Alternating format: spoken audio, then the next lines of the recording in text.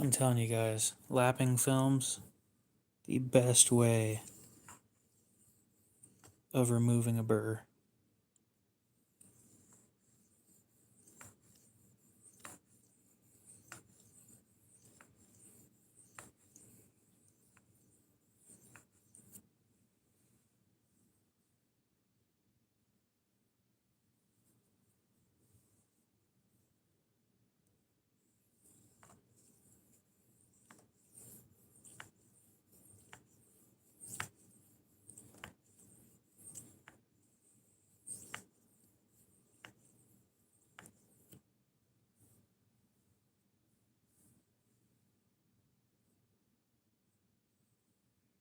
Oh, dude, this is gonna polish up beautifully.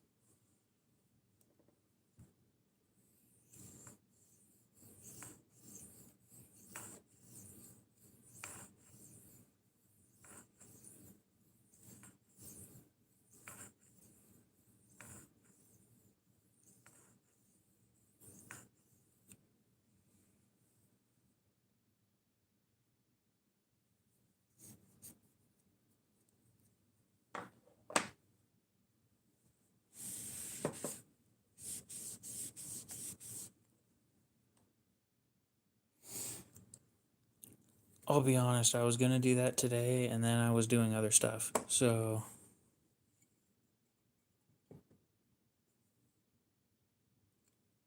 I'll do it. It's just the Chiefer cut doesn't really need it right now.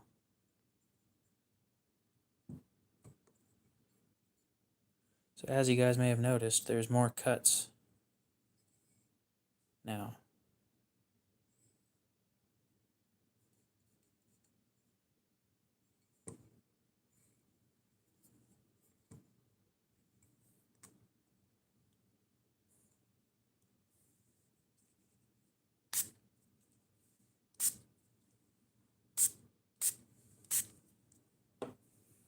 Plus, how'd you know I didn't source it today? I didn't tell you that I didn't source it today.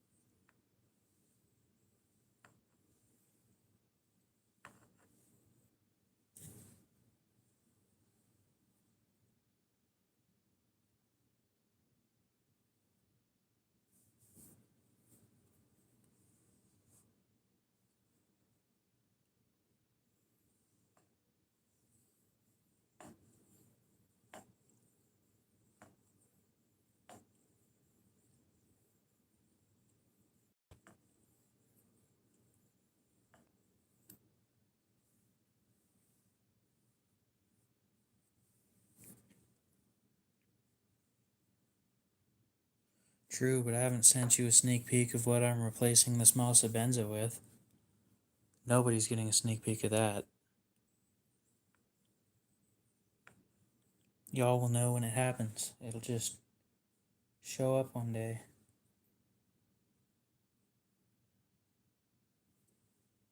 Ground Fog, what's up? Welcome back.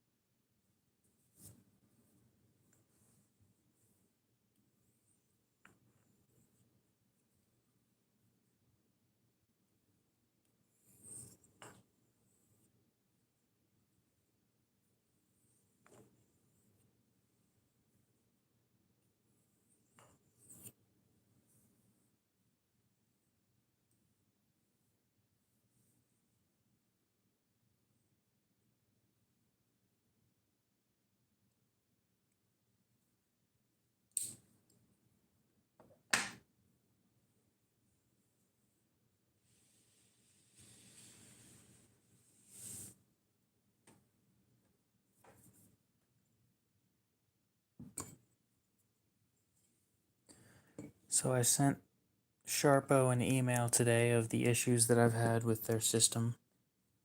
There aren't very many. It's kind of just two main ones. One of them's pretty important. Oh shit, you guys weren't supposed to see that. One of them's pretty important. The other one not so much.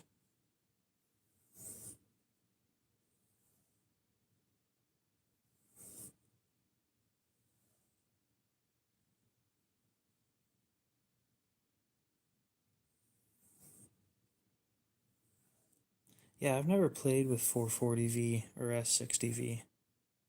They're the same thing, but I've never played with them before. It's not a common steel.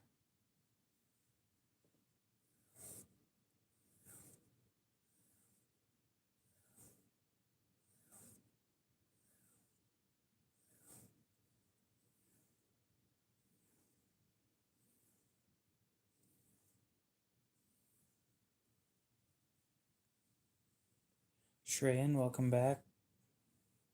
How's it going?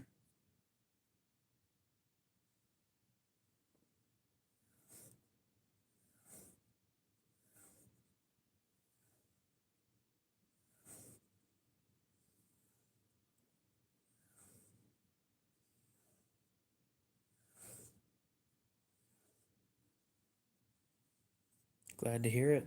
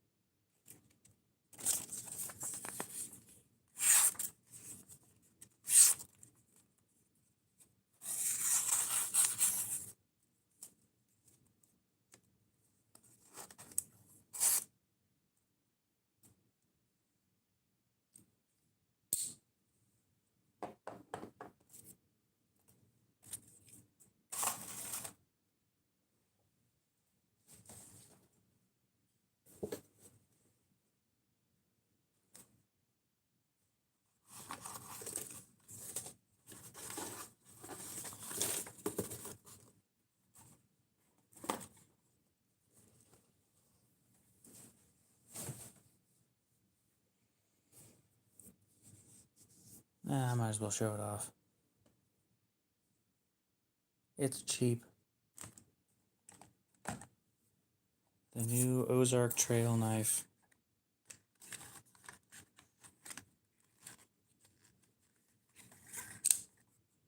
But it's a Tonto.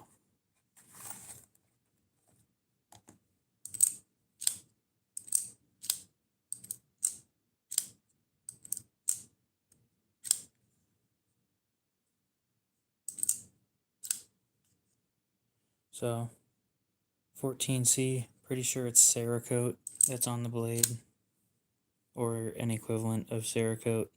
Blue anodized aluminum. I'm so used to titanium.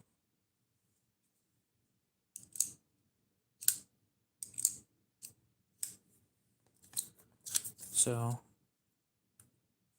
how's the factory edge? No. Well, that's just disappointing. Ew, are you shitting me? Factory edge on this thing's dog shit. Like, really, really bad.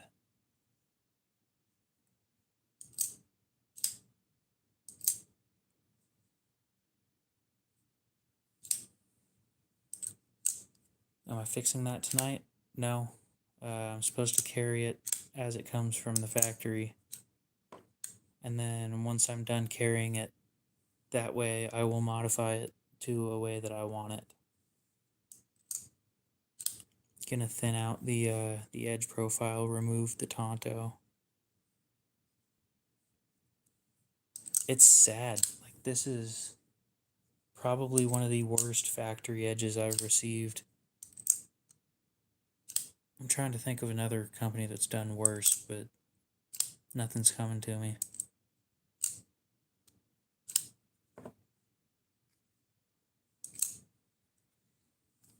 I was going to do a video on it, and I probably still will. But right out of the box, this right here is really uncomfortable. So the modifications that are going to be planned are I'm filing this down to where it's smooth on both sides. And then I'm de-tontoing this thing because I hate Tontos.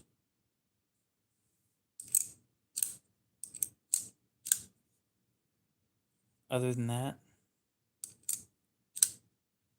not a huge change. And the only reason I'm really fine with de-tontoing this is the grind to show that it's a Tonto is barely believable.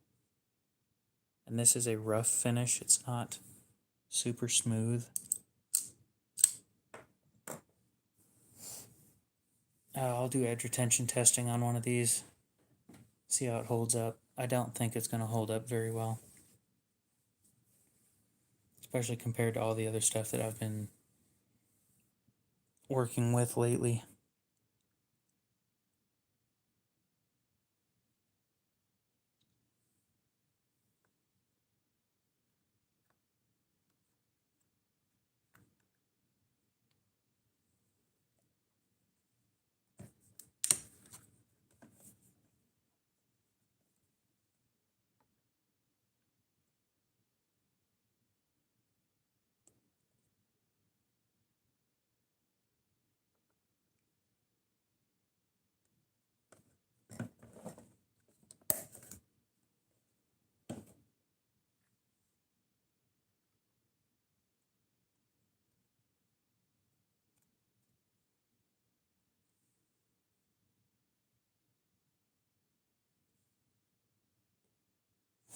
So now what do we do?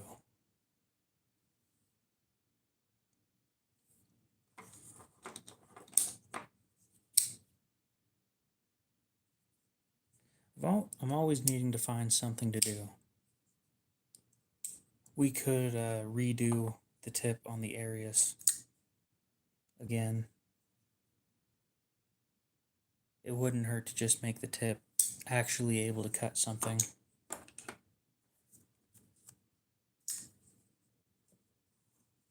Because when you do that, it doesn't cut anything. But when you do that with my military, it cuts a hole, like it should. So we're going to fix that.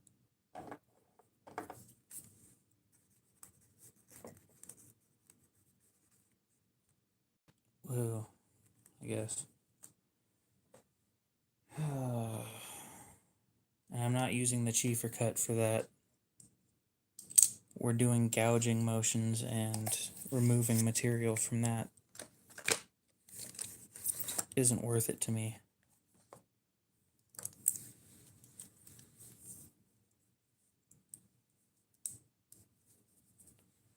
Okay. So 400 grit.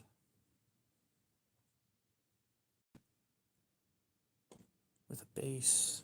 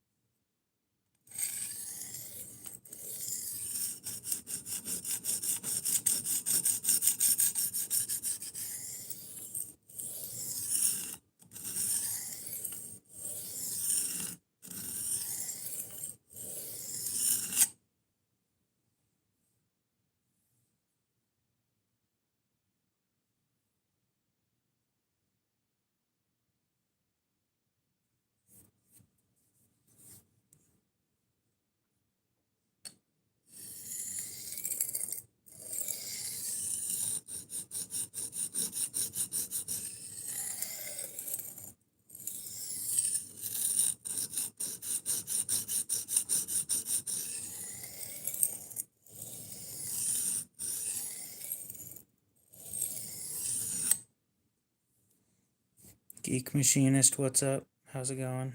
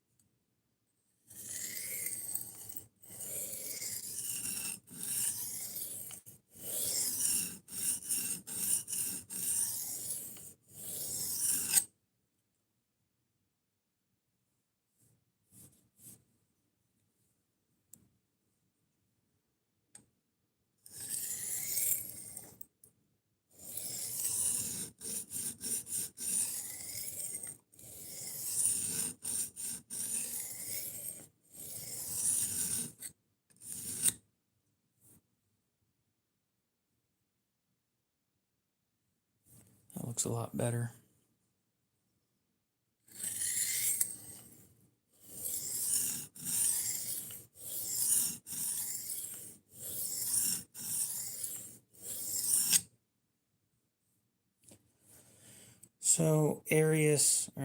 So Koenig got back to me.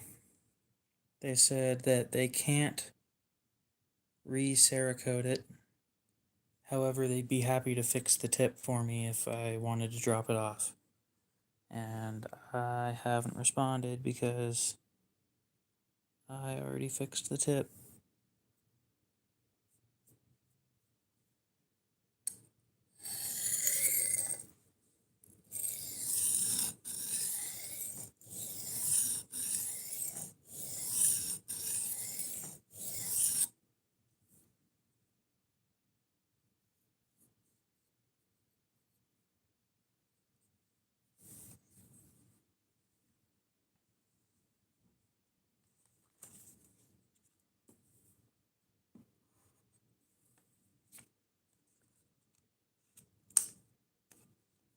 Nope.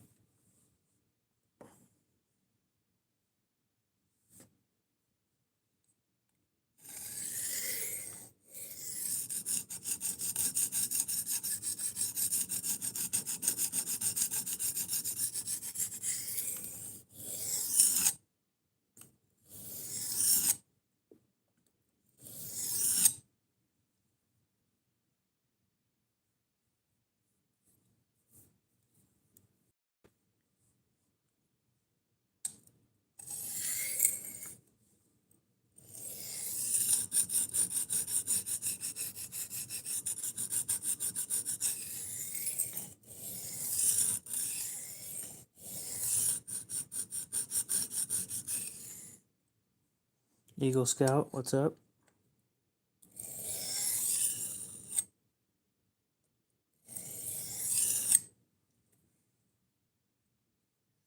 You're only about 2 hours late. Don't worry about it.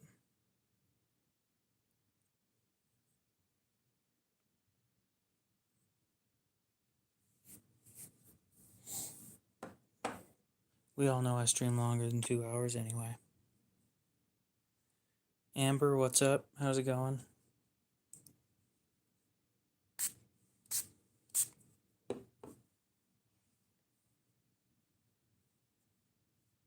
I'm messing around, man. It's been 24 minutes since I started.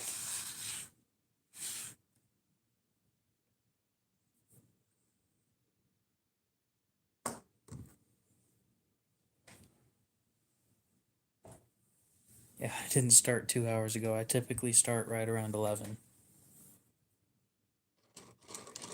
Sometimes I'm watching something and I start past 11, but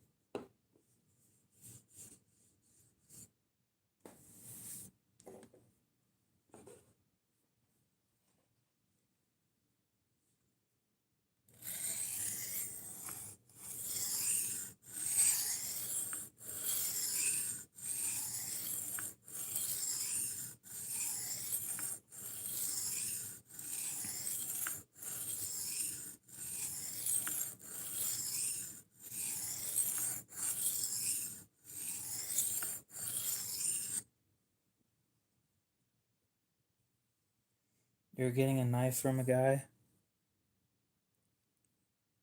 I'm not surprised.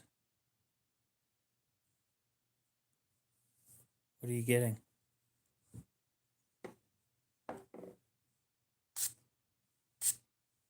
Yeah, let me just spray my hand instead of the stone. Oh, sometimes I'm so special.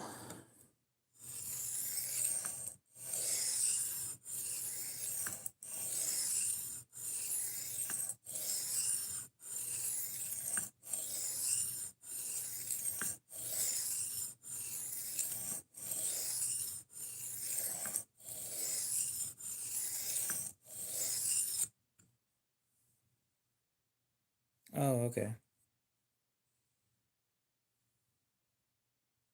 Yeah, I've got like 4 of those. No, I'm messing around. I don't have any of those.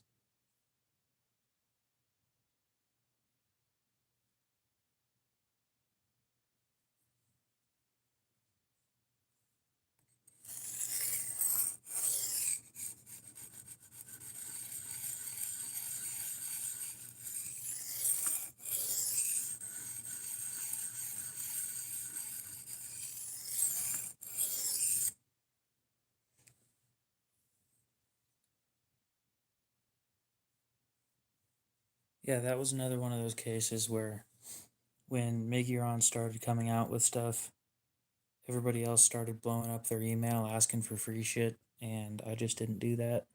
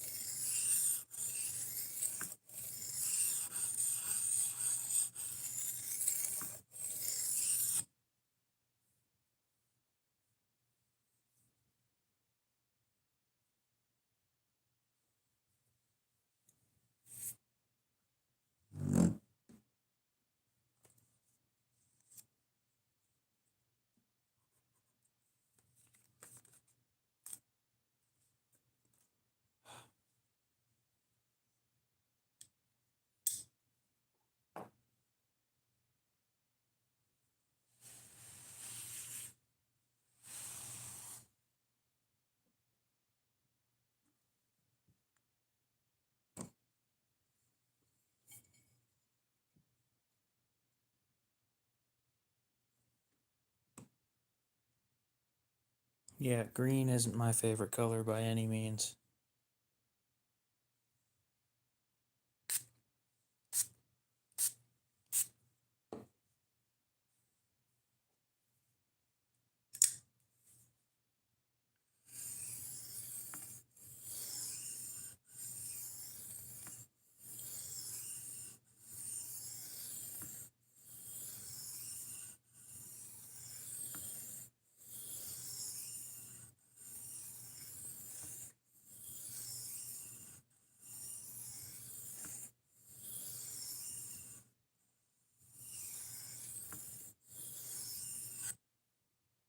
But if you like the knife, then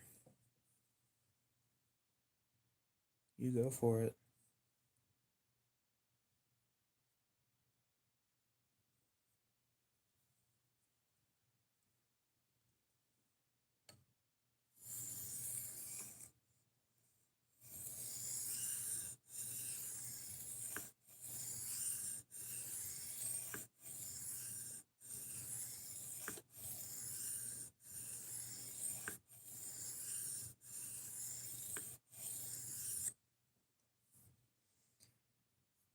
This is a Sharpo, Sharpo, diamond lapping film set. So basically, it's a diamond embedded tape that's sitting on a pane of glass.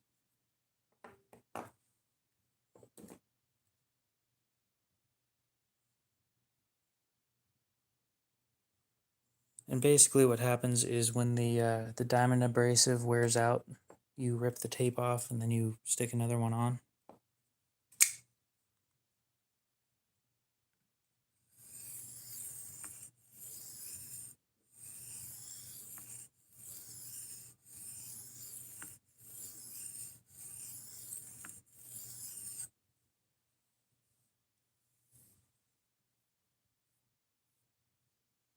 I still need to put a video up on these, but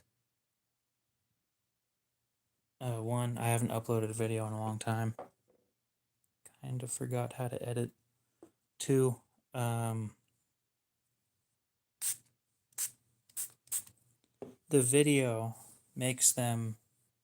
So this is a 500 grit. The other side is a 320. Over there is an 1800 and a 3000. Right now we're only going up to 500 though. So the video makes it seem like the best thing in the world, but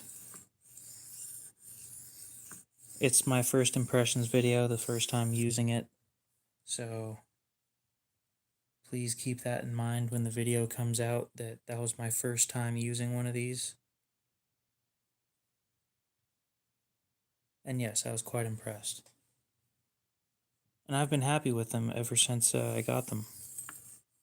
I've got some of the wildest looking edges from these films.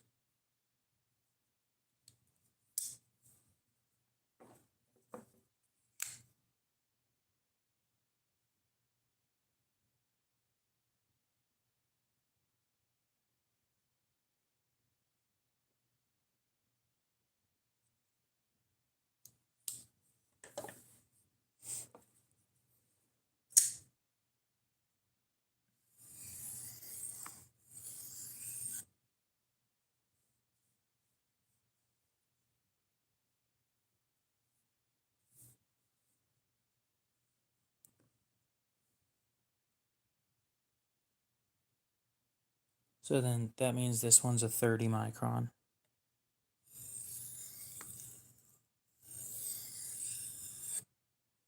I typically go based off of grit size.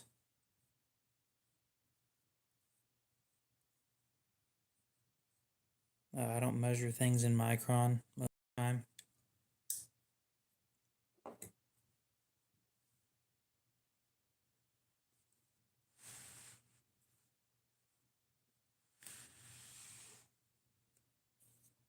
But yeah, the set right now, or last time I checked, it's on sale and it's $70.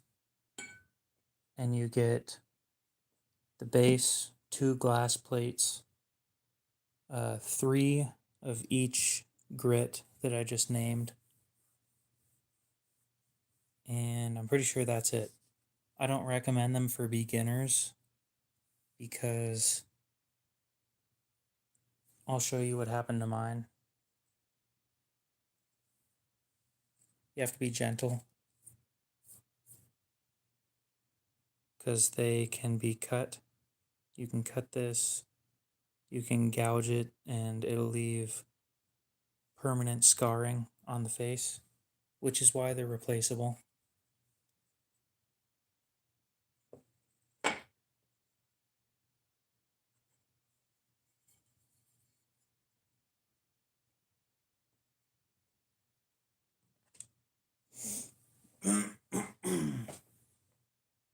So they come with the original set, and then you get 2 replacements for each, and then you can buy replacement sets for like $40.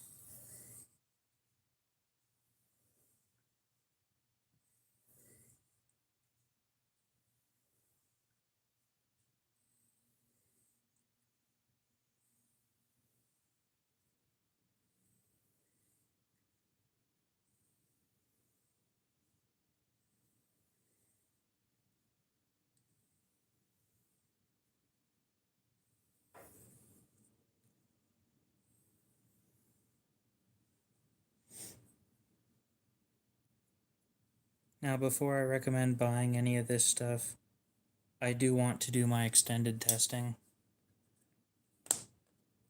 See how many knives I can sharpen on them before they start giving out.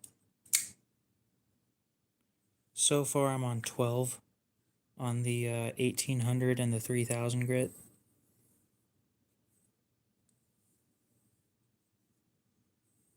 I've been told they're supposed to last about 10 from other people. The marketing manager told me they have no clue. So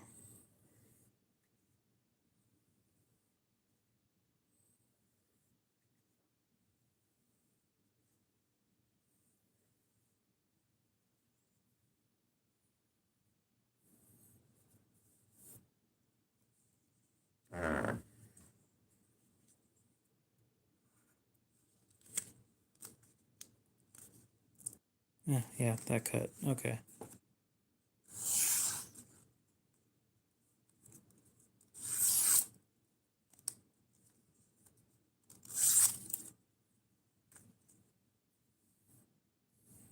So I think I'm going to leave it at that. I don't think it needs any more sharpening, any modification or anything. It's good the way it is.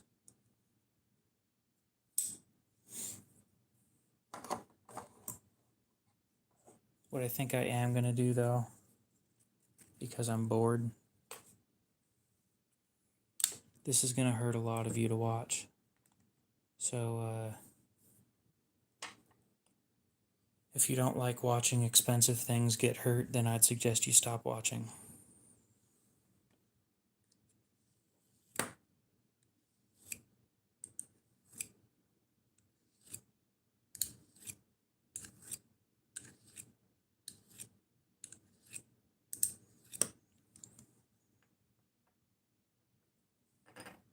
Do I have any paper?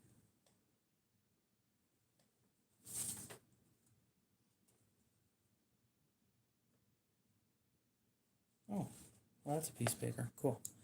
On my live streams, I do a lot of sharpening. In my videos, it's mostly reviews.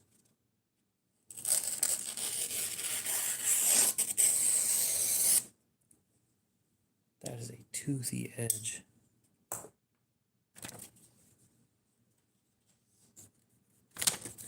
Okay, so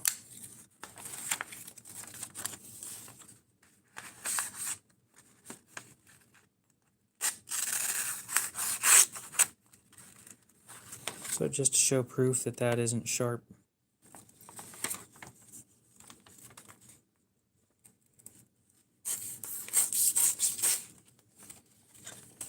all it's doing is tearing.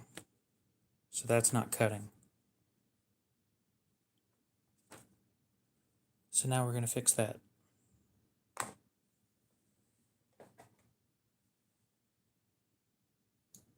Indeed, it is dull.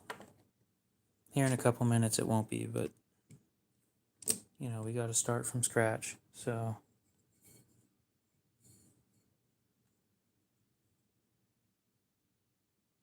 I have no clue what that means.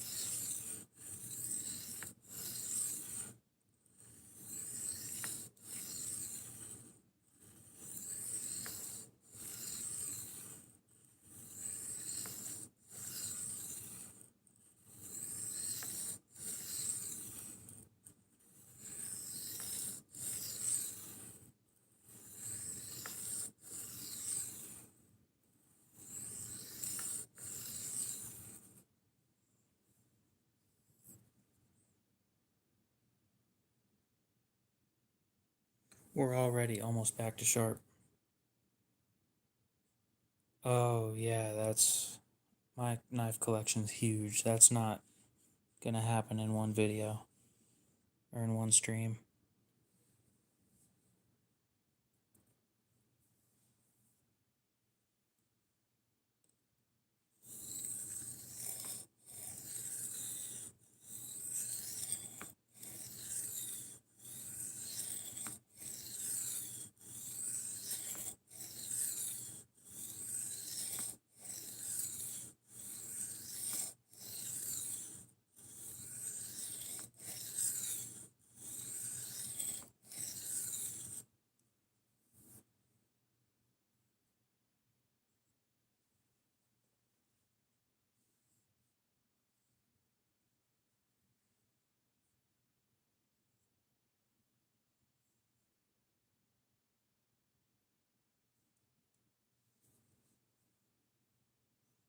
I just bought this in an auction. Oh, yep, see? That line right there? That's a gouge that I just did. I just did one over here too. Now that's me sharpening the tip that causes issues like that.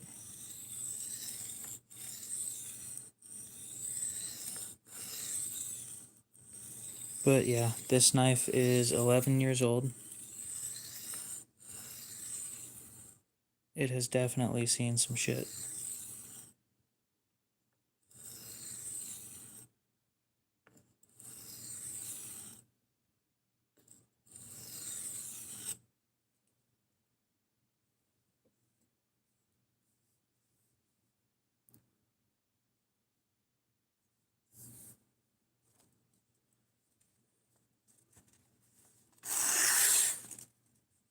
So it is now cutting again, but that's not good enough. So these are diamond lapping films. It's basically tape with diamond grit stuck to it or embedded in it.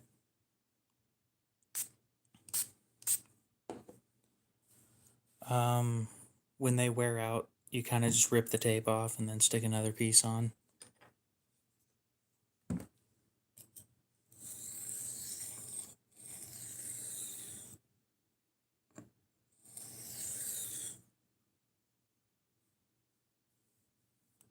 So this set is for sharpening.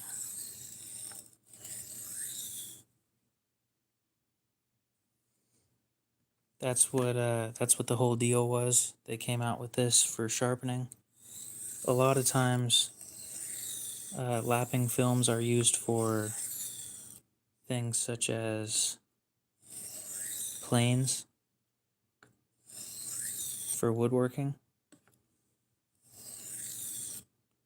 A lot of woodworkers like that polished finish.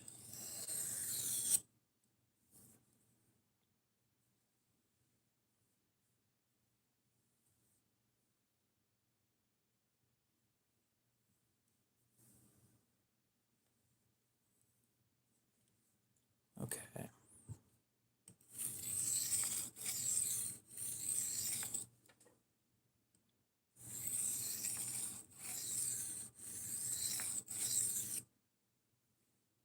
But like I was saying earlier, I don't recommend these for people that are just new to sharpening because of how easy it is to cut them.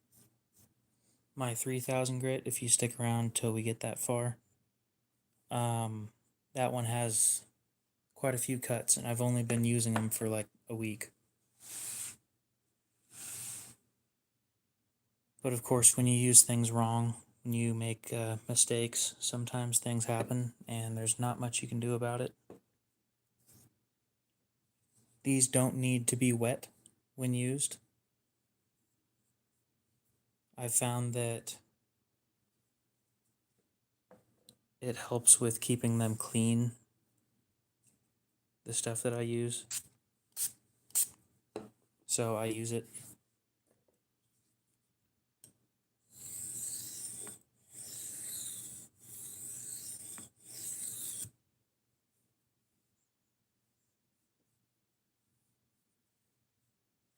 Okay, just to verify, it should cut slightly better than last time. Good. So now we move up a step. That was the 320 grit. Next up is 500.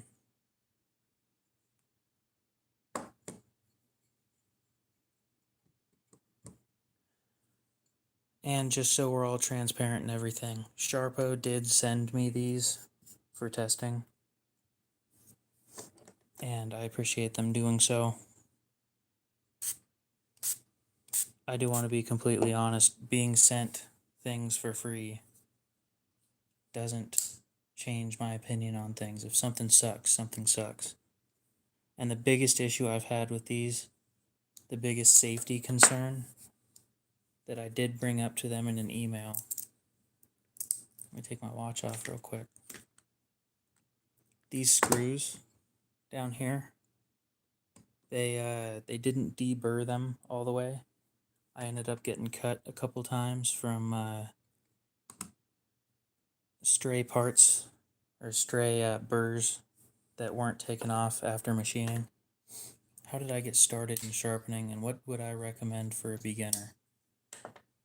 So I started like I think I really got into it like 6 months ago.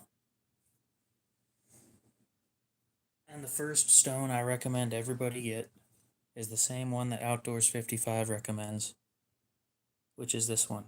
This is by SATC, is a 400 1000.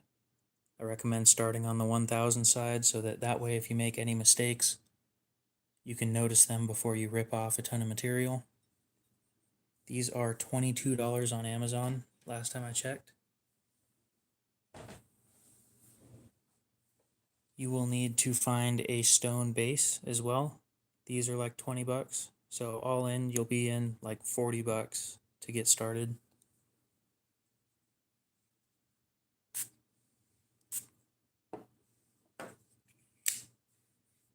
And, oh, how do you? Okay.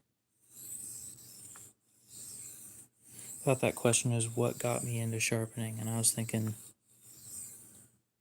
I like sharp and shiny stuff. Hence where the knife collection comes in. They're all sharp, and a lot of them are shiny.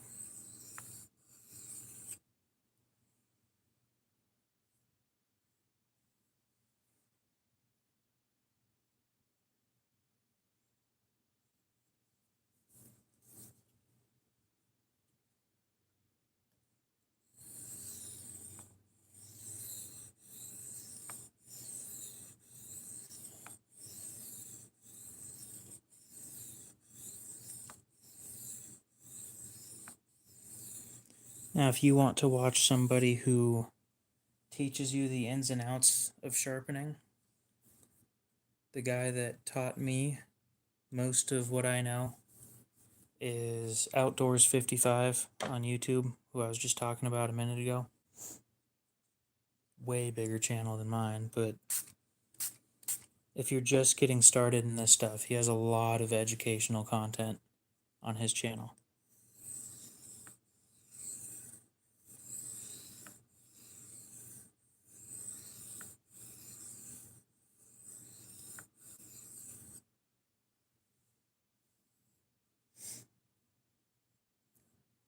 Somebody else who's really good at sharpening, who I don't really watch personally, but some of you might like him,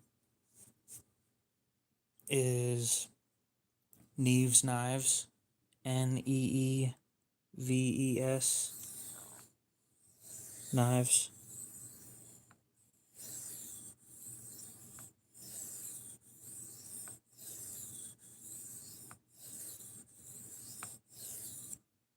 I just don't particularly enjoy his content, but he is good at what he does.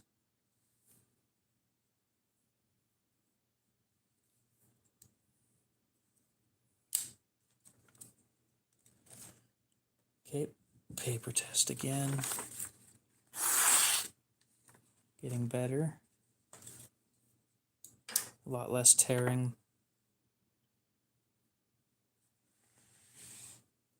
Now, I haven't stropped it yet. If I stropped it, it would be a lot smoother than it was.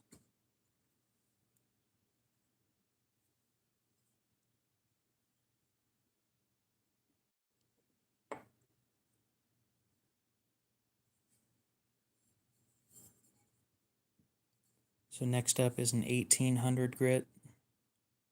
That's what we're moving, or we're moving from the 500 up to an 1800.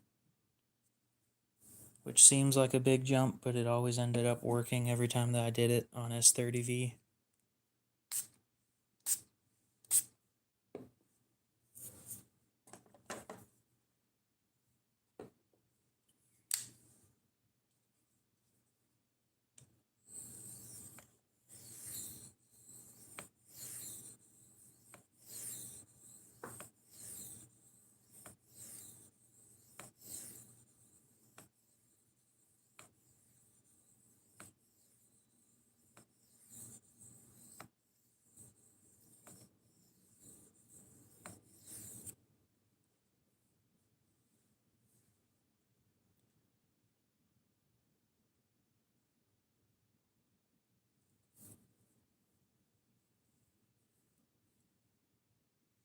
And I would like to apologize for the monotone voice.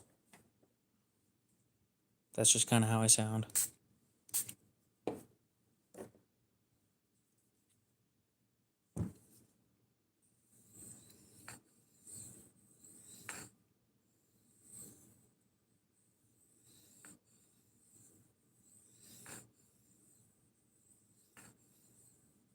That is a great question. So I saw some dude on Reddit. I'm going to start off with a story that's pretty short. I saw some dude on Reddit say that he did 40 passes with a 300 grit and then started moving up at 30 passes per grit per side, and that is way too many. I go roughly 20 per side at max.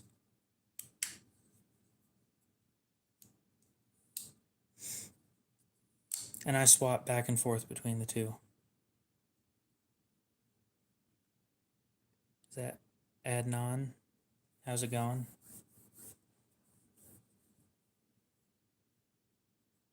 But yeah, I swap back and forth until the edge looks right, and then I move up to the next one.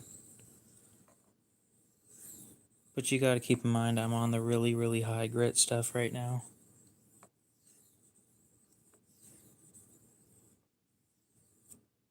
And I'm going for aesthetics.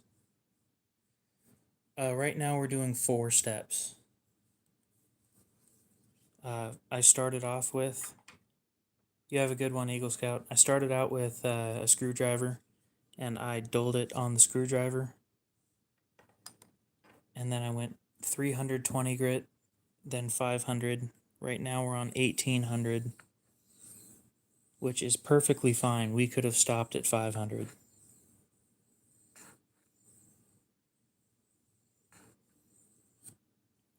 And then we will be finishing at 3000, which is the next step.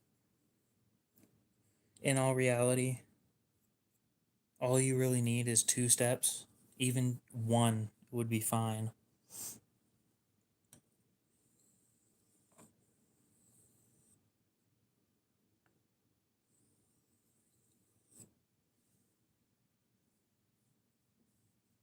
If you started at 400, you could probably leave it at 400, but you need to strop afterwards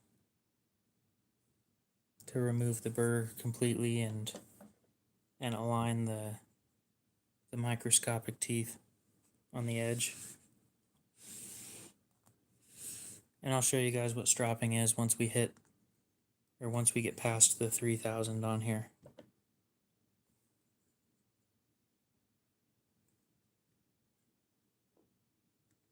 How does this always happen? This is supposed to be this way. So as you can see, this right here, this mark, these marks over here, these are all from sharpening at the wrong angle.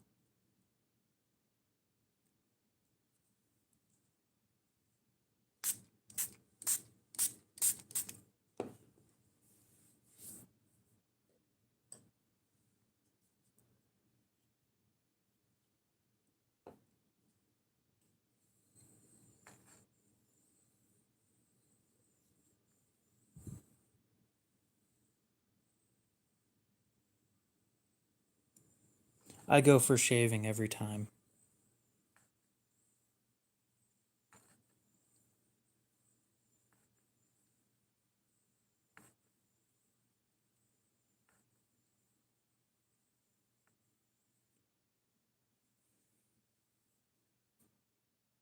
So on my knives, in my collection, shaving is the minimum.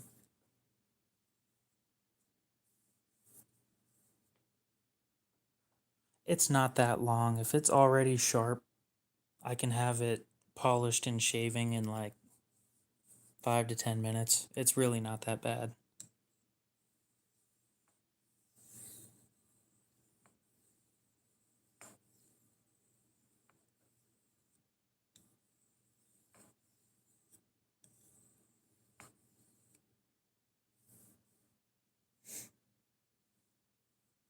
Sounds like a plan. If you want, again, if you want somebody who will teach you well, Outdoors 55 on YouTube.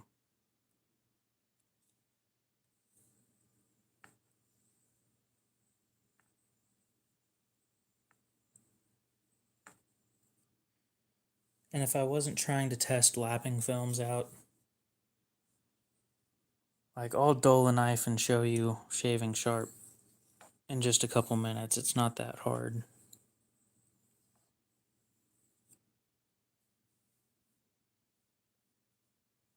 Yeah. Yep. If you go onto Amazon and you look up SATC 400/1000, that is a great starting set, and honestly, most of the time that's kind of all I use.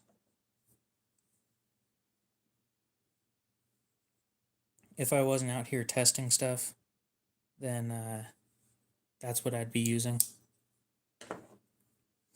But again, the base is really, really helpful. I went the first few months that I owned it without it, and once I got a base, it was so much easier. So yeah, if you guys give me a sec, I'll show you from dull to shaving after I finish this one, of course.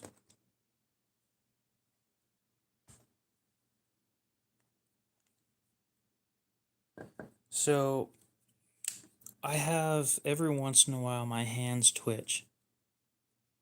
So any power tools on the edge of my knife is kind of a no-go.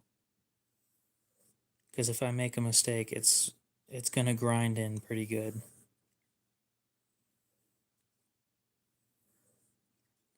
The stones, they're not that bad. Any mistake that I make can be fixed relatively quickly on a stone. But belts, grinding wheels, stuff like that, it's just out of the question.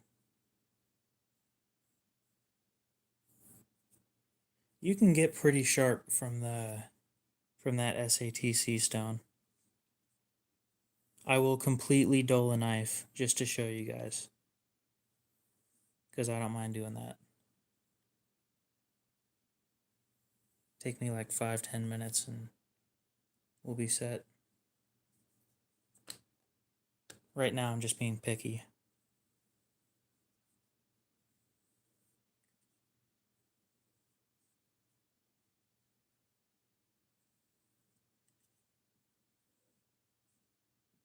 Now all that really matters when you're sharpening is consistency. And I'll be the first to tell you that I'm not a professional, okay?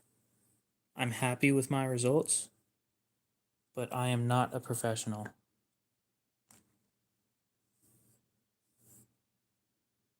Again, I've only been doing this for like 6 months. So, nice polished mirror finish. If I wipe it off, it'll look better.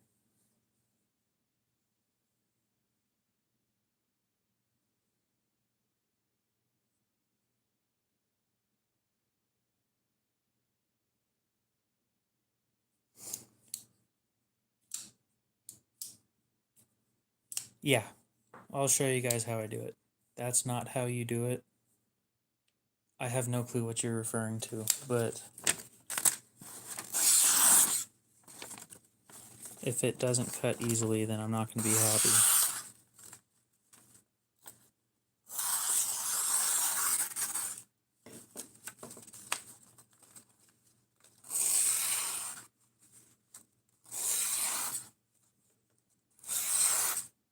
Now, I'm not putting any effort into these. When I'm doing them fast, they don't look great, but I don't really care. It's as sharp as I want it to be. Do I have a spot that isn't bald on my arm? One of the downsides of constantly sharpening. Everything's shaving sharp, so I don't have much arm hair left.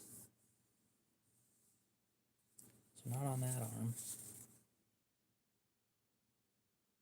Okay. Oh, I'm sorry, bud. You're the one I abuse the most, but you're cheap. I hate to say it.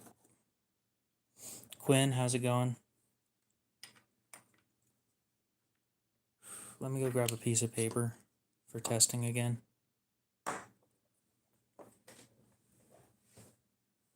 So I'll be right back, and then we'll dull this and then sharpen it.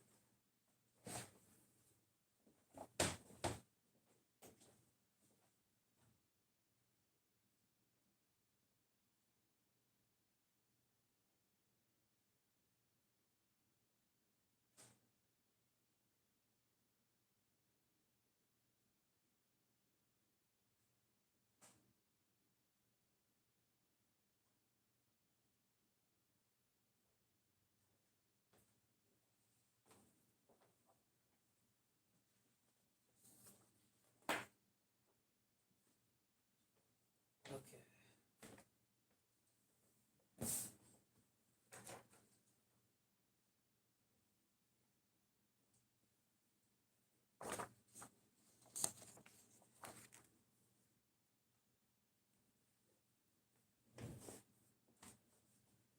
Okay. Where was I going with this? First of all, that last paper I was cutting was wet at one point, so it didn't have the structural integrity of a regular piece of paper. And damn, I just got a polished finish on this one too. Oh well. Sharp.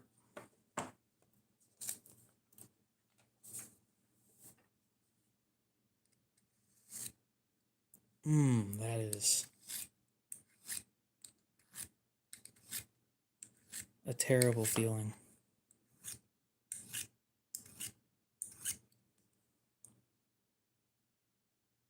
Okay.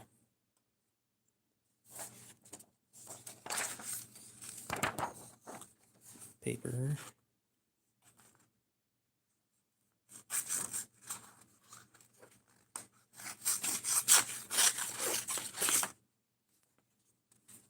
Not sharp.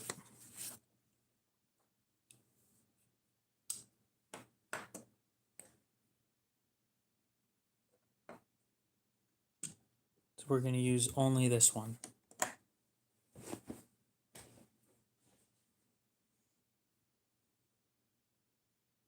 I don't really need to time it because I don't feel the need to prove myself, but muscle memory is a big deal.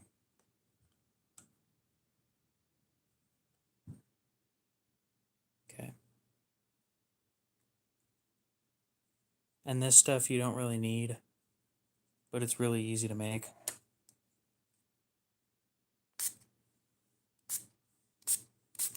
It's about 20 drops of isopropyl alcohol.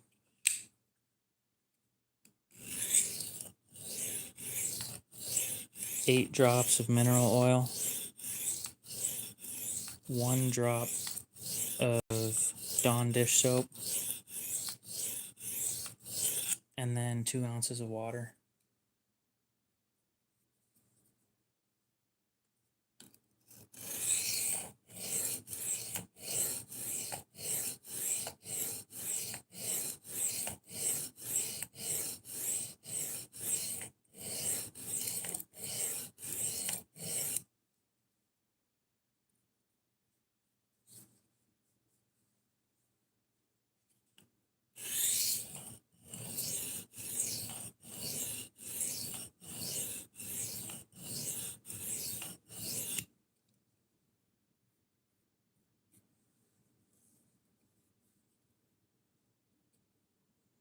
Harris, what's up?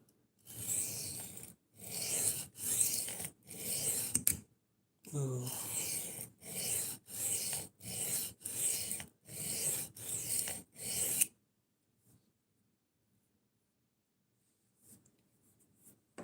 Okay.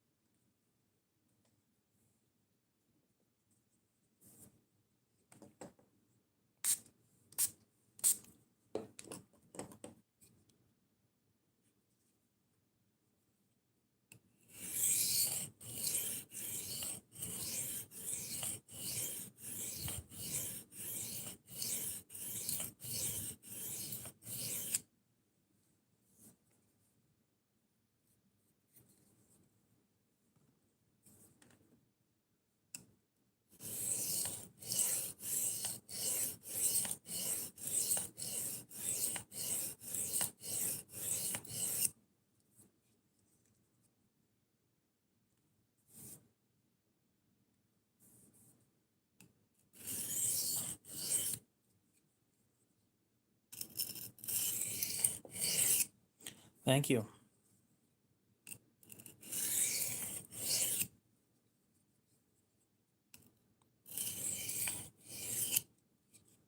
It's inexpensive.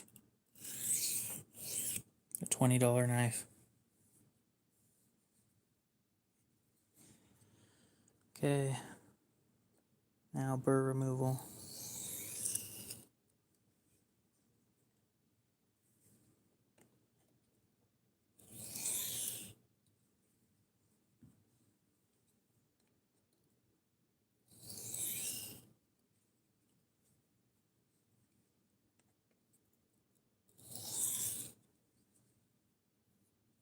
Nice and gentle passes as you're trying to remove the burr.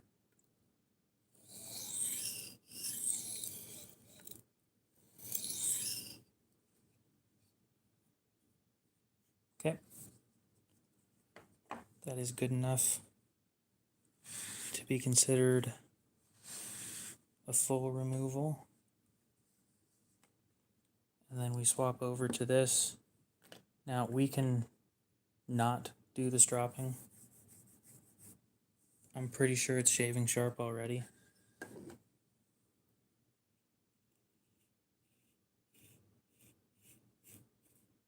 Nope, it's not. Oh, yeah, there's still a burr. That explains a lot.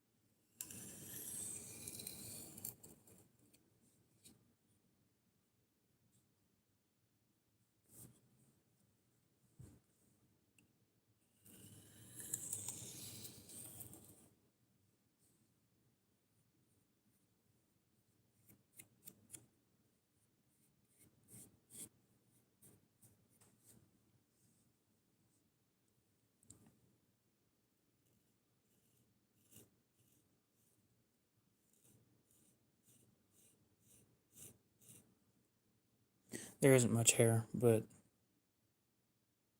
it is indeed shaving sharp.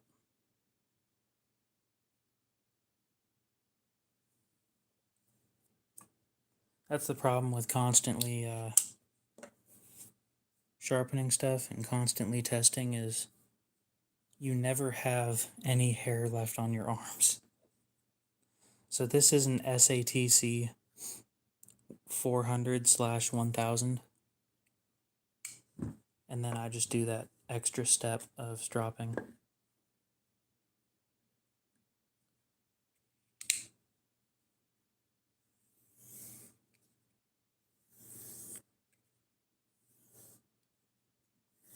You can see there's still a burr from those slash marks that are on there.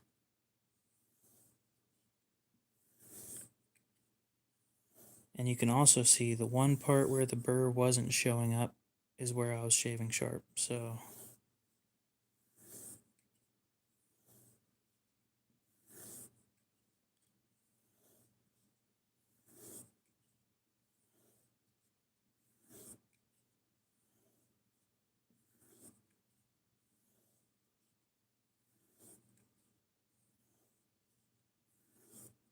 now the stuff that I use on my strop is called diamond emulsion. That stuff's fairly inexpensive too.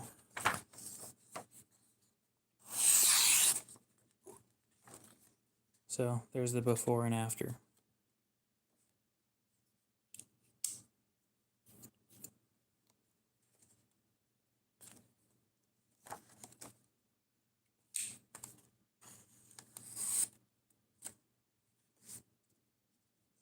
I think that's a pretty solid show of skill right there.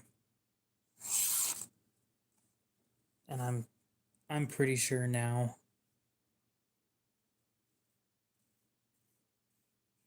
yeah. That is Definitely shaving sharp. Yeah. So total results after stropping, this is total cost breakdown, okay? About 40 for this setup right here with a stone holder and the stone. A strop you can get for like $7 from Walmart, and then the diamond emulsion on the strop you can get from, oh, what's her name? She changes account names between stuff, between social medias. But if you look that stuff up, she should show up on Blade Binge, and you can get this stuff for like $23.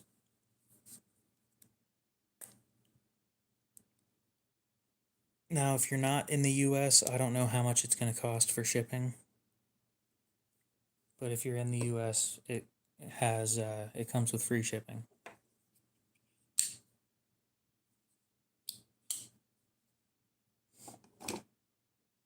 So total cost to get a knife that sharp that quickly was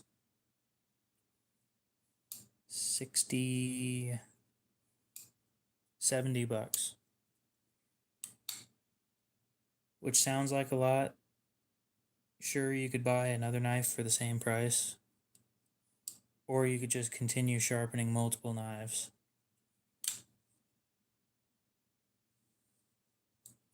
I know, it's kind of up to what you guys want to do. It's your money. Do with your money what you plan on doing with your money. I'm not going to tell you what to do.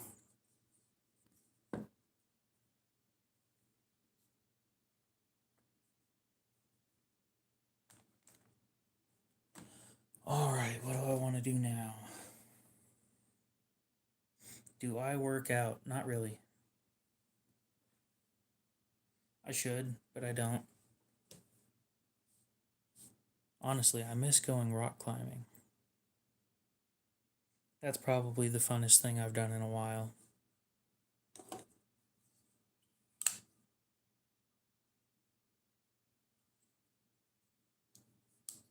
I think I'm going to go ahead and continue polishing the Spyderco military from earlier.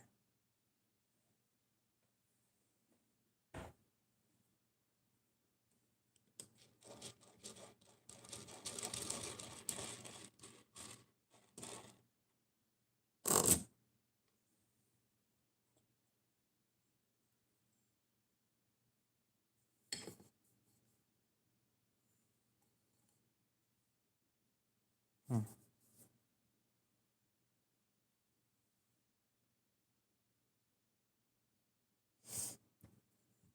So the only reason I don't like the bug out is how cheap it feels. Sure, if you get more than the base model ones, they don't feel as cheap because of the scales, but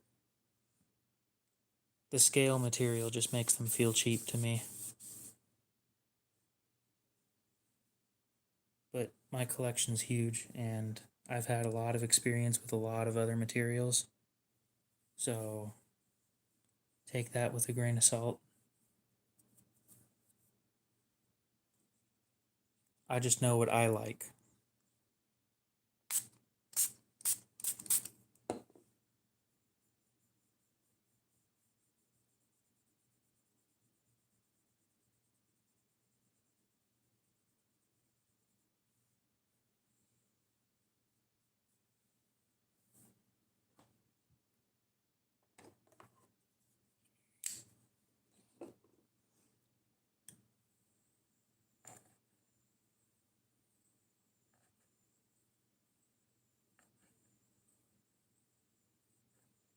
I will also warn you, on this channel we talk a lot of shit about Benchmade because I think they're overpriced. If you can get them used for a decent deal, then sure. They do make a good knife. They just cost so much more than they should.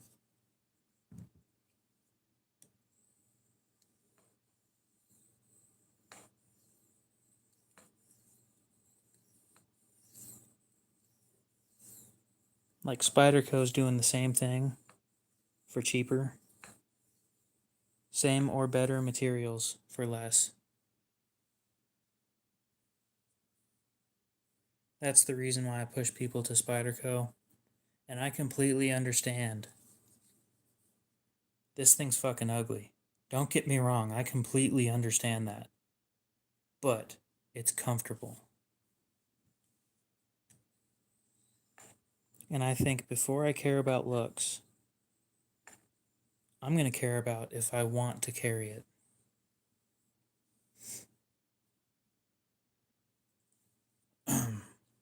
So I'll let you know right now that you can get aftermarket scales for the bug out from companies like Flytanium and all these other companies. There's a lot. The only thing that I want to warn you about is taking apart a bug out is not fun. Chances are it's probably going to be the worst experience you've had in a while, and you may be sitting there for about an hour doing it. Like I got a Benchmade Griptilian. I took it apart to clean it. Taking it apart took about 5 minutes. Putting it back together took 20.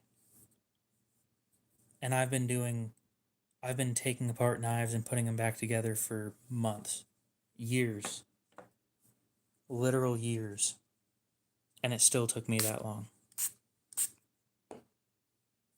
The locking mechanism that they use, mixed with the fact that the pivot screw is on the outside of the scales, like most are, just a huge pain in the butt. And I kind of wish I could have told you ahead of time.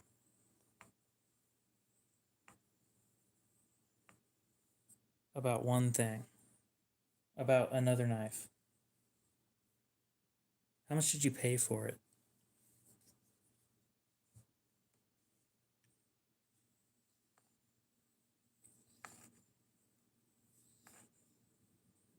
See, this is how I kickstart a knife collection.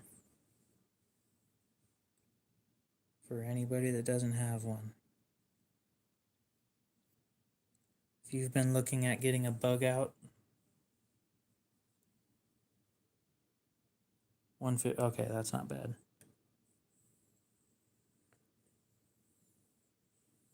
Like, it's more than I would have paid, but it's not like how much they're actually trying to charge people. 190 for that? Yeah, right. So look into the Hogue Deca. It's in a better steel with, I think, less squishy handles for about 140.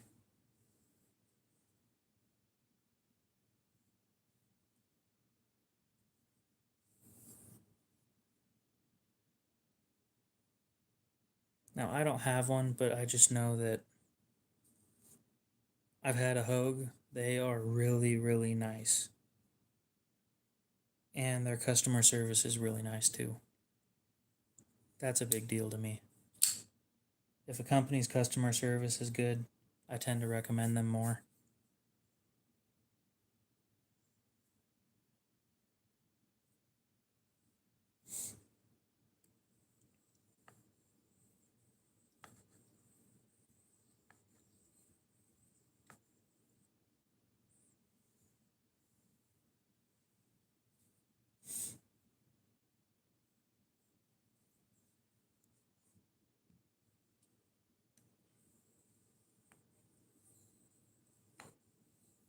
Oh, and I forgot to tell you guys how to spell Deca. Deka.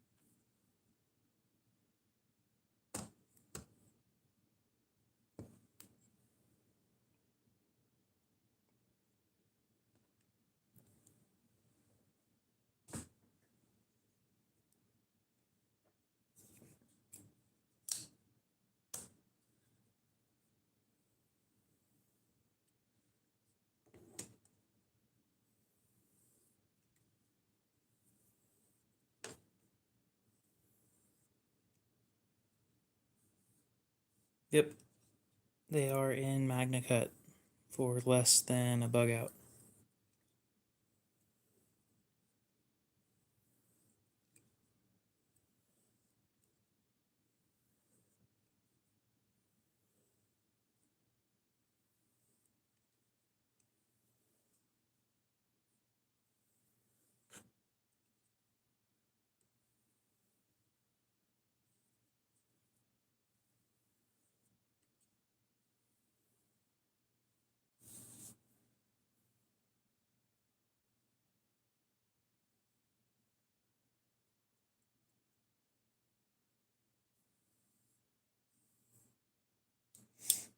So I think the black ones are on sale on Blade HQ right now.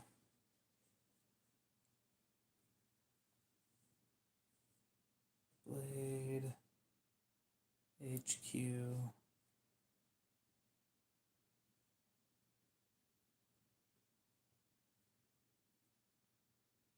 Hogue. Deca.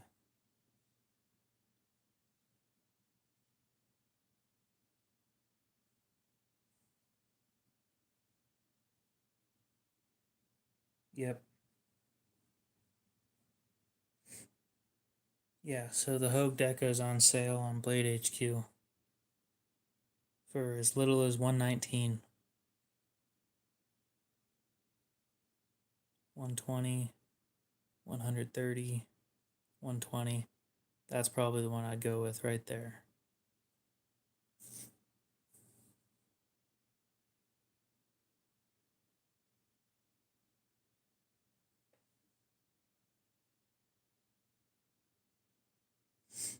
Because they have the squishy plasticky handles, but they're not squishy from what I've heard.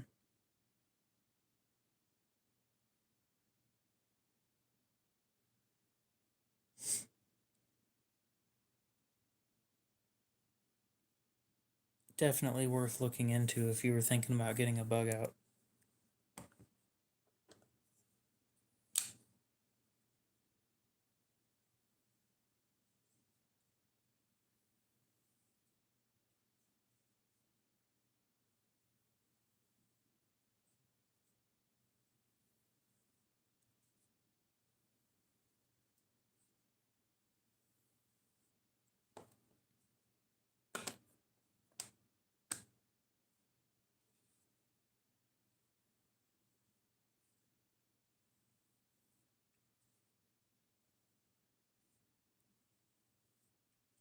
But yeah, if you want to look into aftermarket scales and you decide that you actually want some to replace the trashy plastic ones that they come with,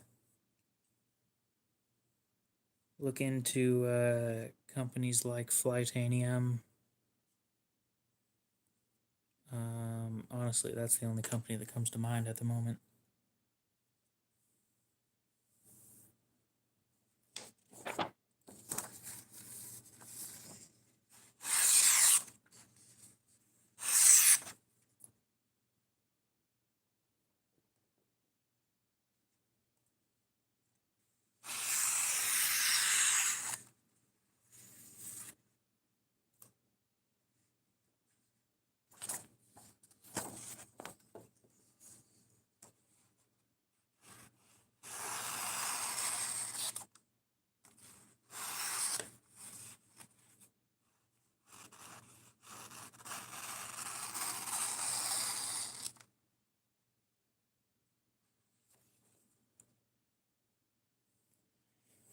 I'm going to be honest, as squishy as they look, or as squishy as they feel, I don't think that you're going to break them.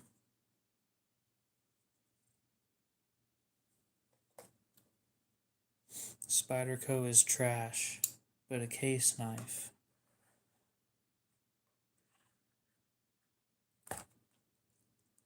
You mean they belong in a case? Is that what you were saying, or were you talking about case? Okay, so you were talking about case. Okay then. Do you want this? I'll sell it to you.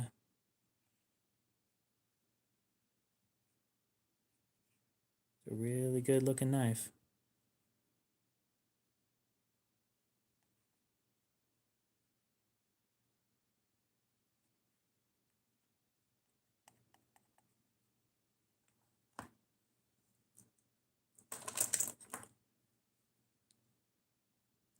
Let me find some pictures because I really don't want to pull it out of the box right now. Like, I just cleaned it before I put it away.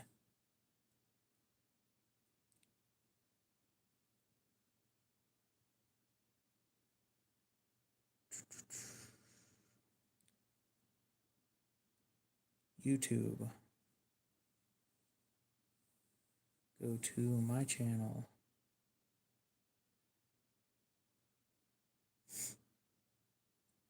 Any minute now, I'll have pictures of it for you.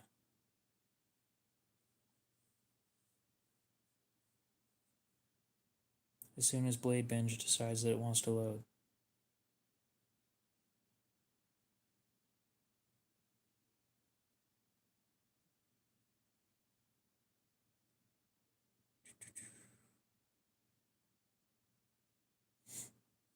So it is a 2003 Case Stockman in amber bone and stainless. It's got some rubbing, which is pretty common. Next picture, please. And it has a cursive shield.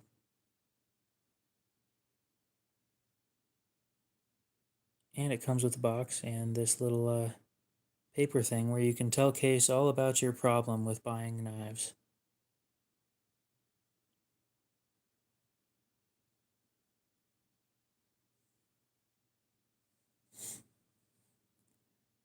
So I can tell you what it is. It is I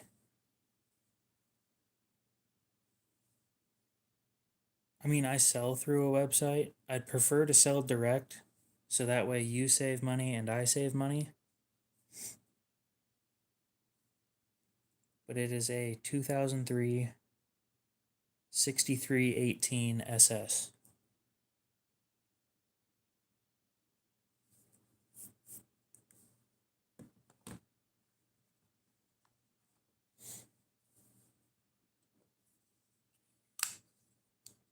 I can show you where, I just completely forgot. I can just show you where I sell stuff. If you'd prefer to buy through there, you can.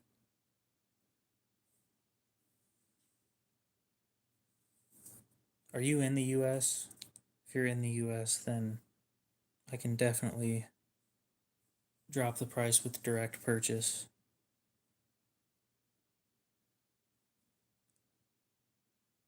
Alright, so basically, when you're on my stream, click on my profile picture.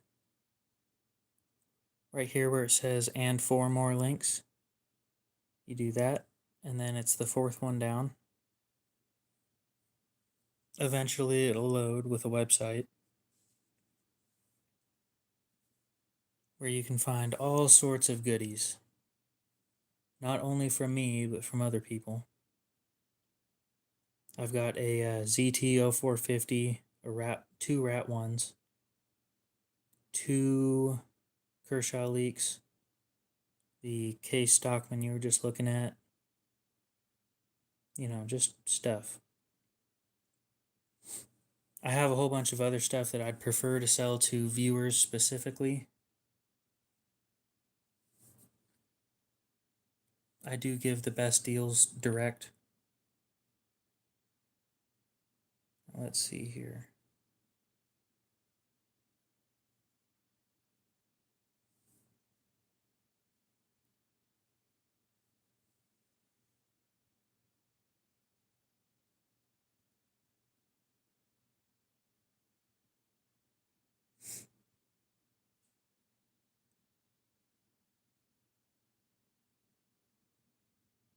Yeah.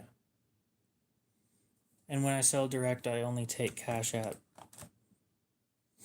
It's less of a pain than PayPal was.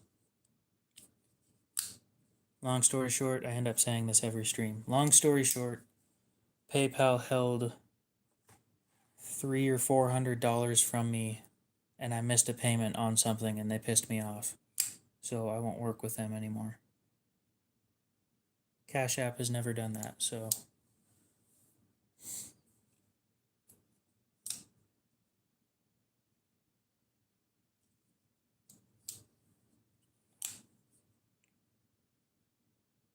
And I do appreciate Cash App for that.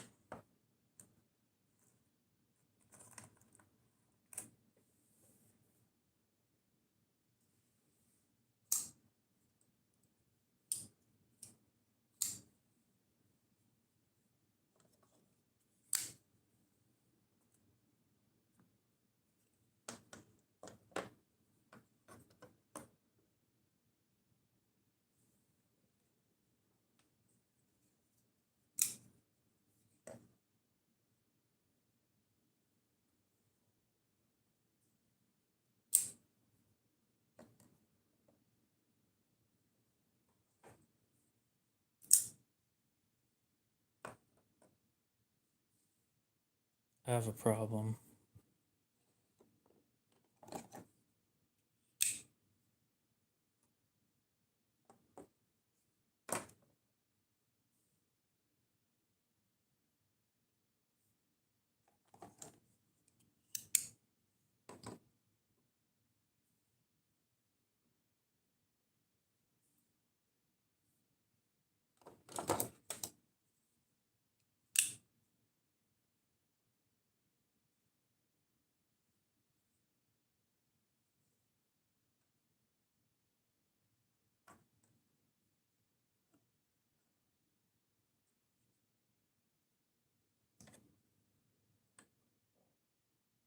There.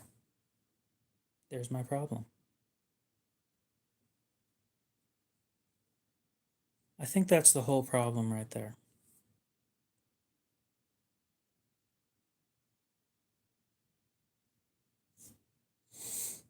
Now, what to do for the rest of the night?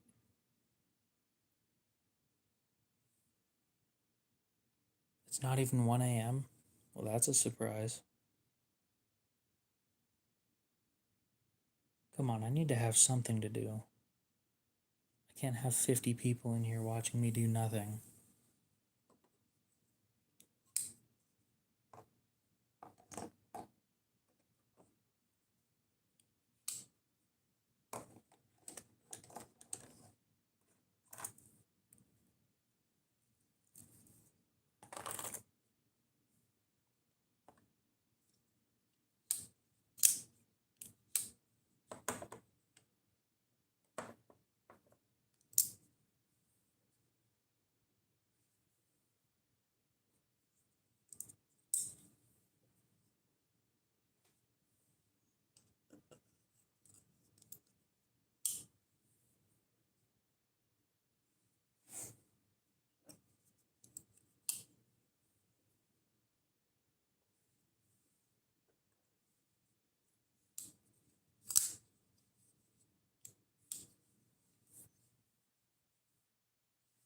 Let's see.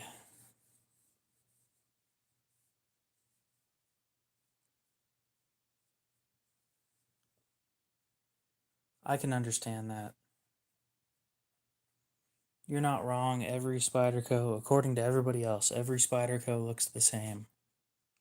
And I'm not going to argue with that because you guys aren't wrong.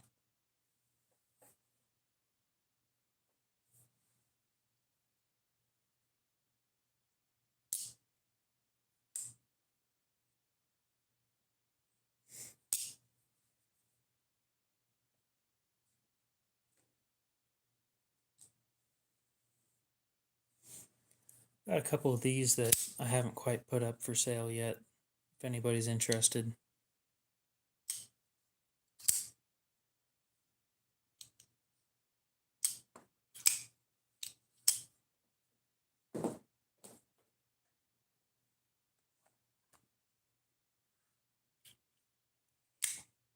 Just so people know how big this thing is. It's about 8.5 inches. I have been known to dabble in watches a little bit.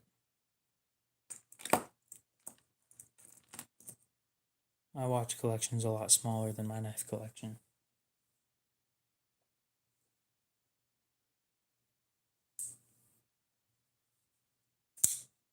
And I have 2 of these that aren't called for.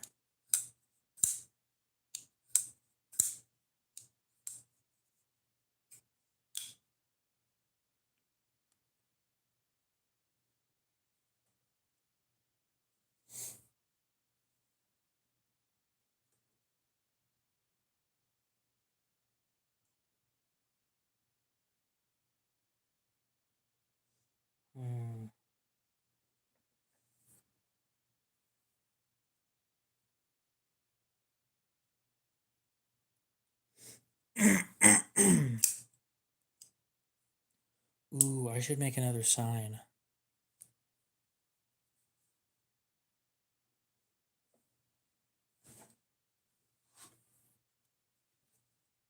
Yeah, pizza box is perfectly fine for making a sign out of.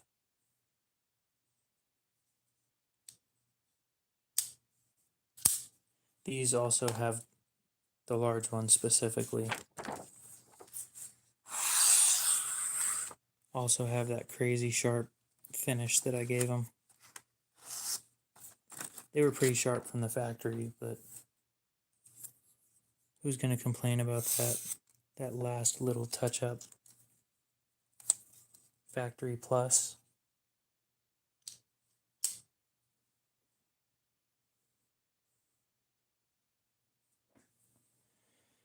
Let's see.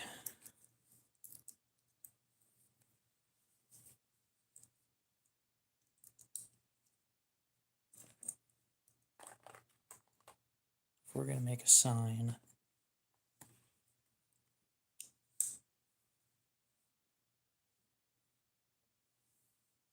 we're going to use this.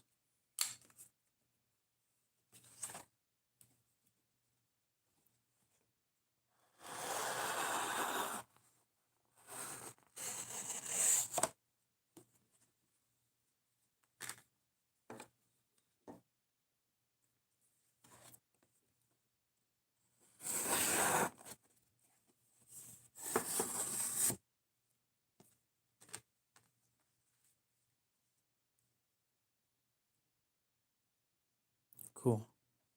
Needs to be smaller than that. Just make a sign that says knives for sale.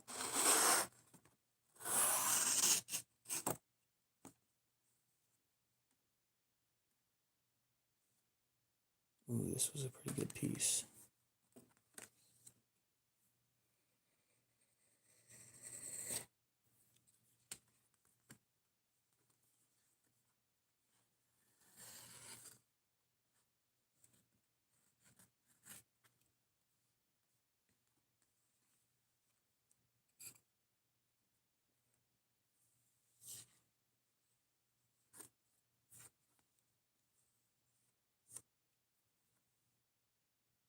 Starting to think Lawless wasn't all that interested.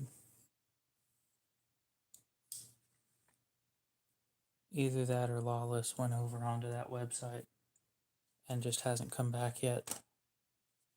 Probably found something interesting on there.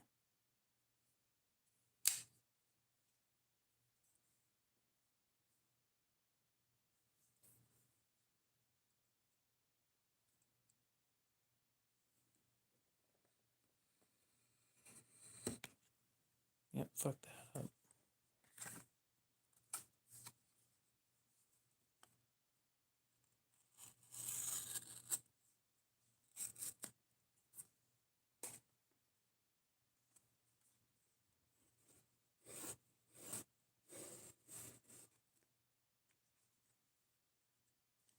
Oh, I'll be right back, guys.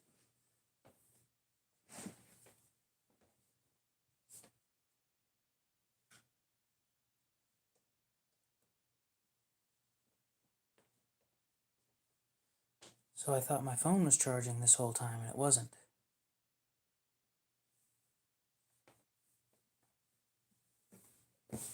And if you don't know anything about live streaming, it kills your phone battery. an hour takes about 20% off your phone battery.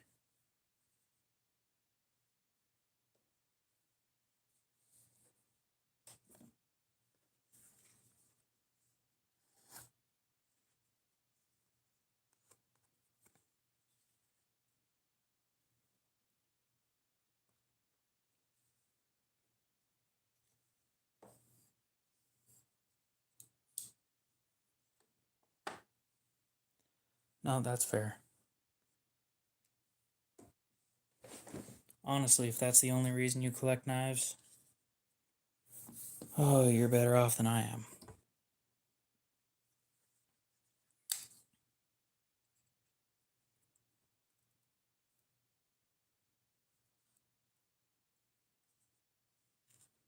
I have a condition called, oh, look, a shiny, and then I pick up whatever was shiny and I keep it. Sometimes that shiny is online. And then I pick it up online and then I keep it.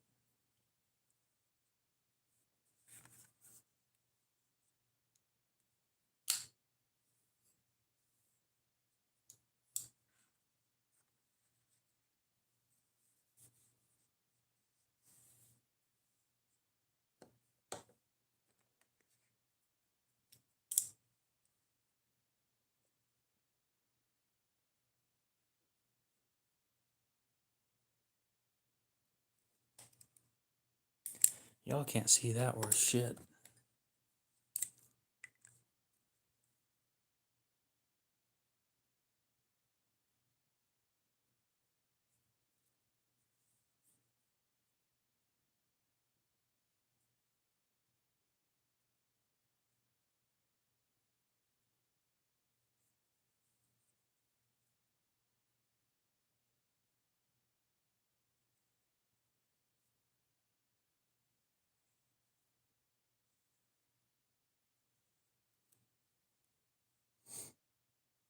Yep.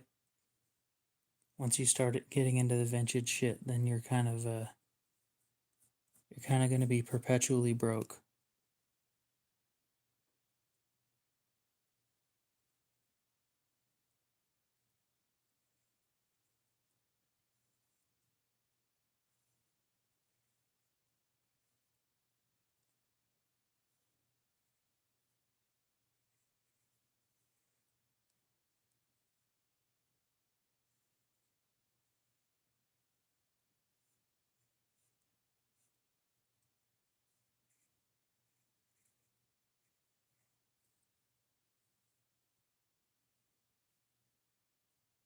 Well, I mean, if you're into watch collecting, you already understand exactly what we go through. You get tired of the stuff that you already have, and you want something new, so you buy something new. And then you get tired of that, and then you buy something new.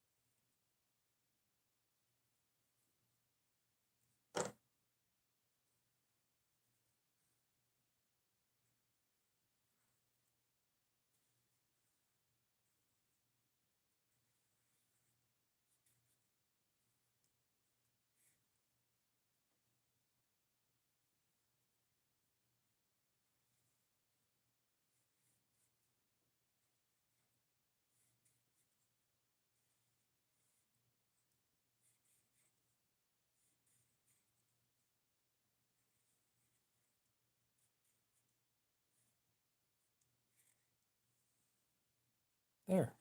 We'll just stick that right up there. And then I can continue doing whatever I want to do down there, and people can see that.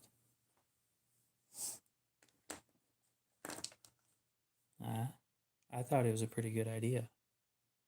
Somebody's going to say it's stupid, but is my profile pic in the way? That's my only question. Because if my profile pic is in the way, then this is going to be a problem, and I gotta find another place for it.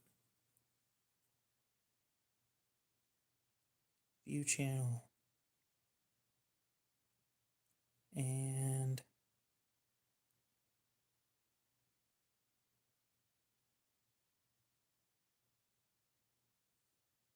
it is kind of in the way.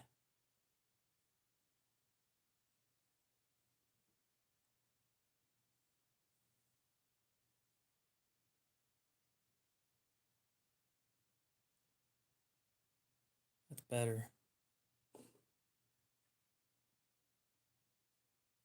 There we go. That should be good.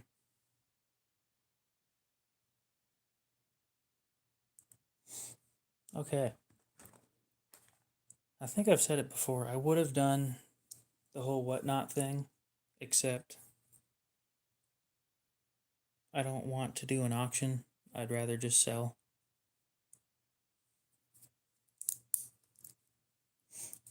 On the bright side, shipping is pretty cheap, and I include it in pricing, so. What do we want to look at?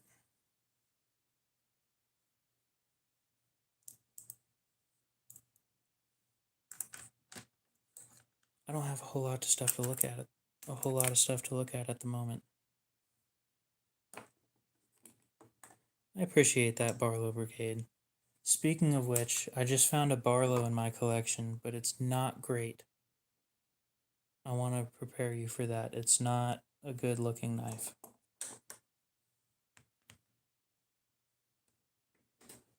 Let me go find it real quick.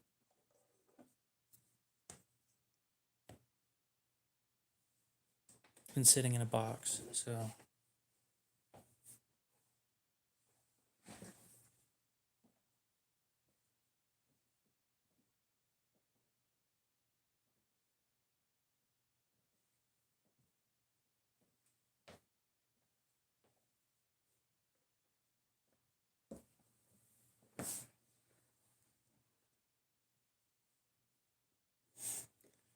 So Case used to make really, really high quality stuff.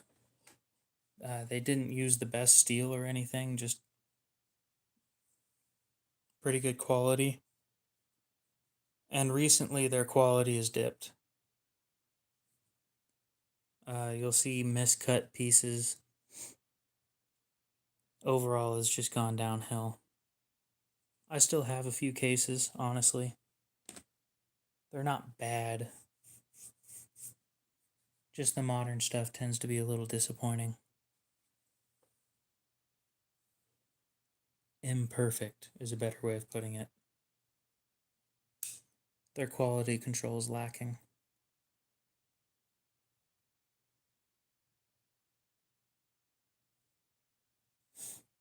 But yeah, I've got a couple of these.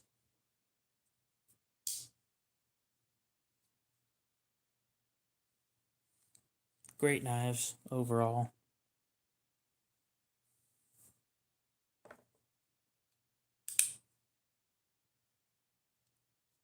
Did you get the case already, Barlow Brigade?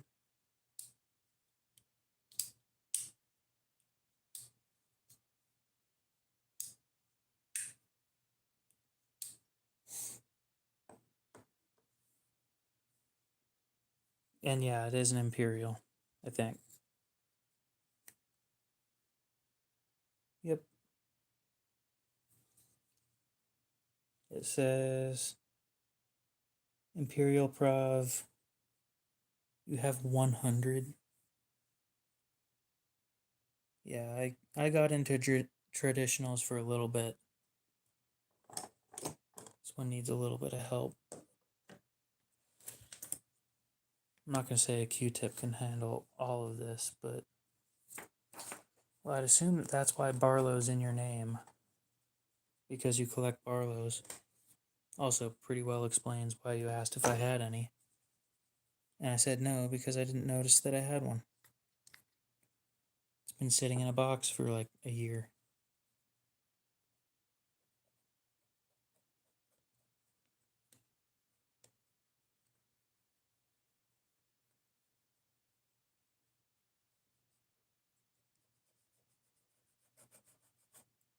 It is rough.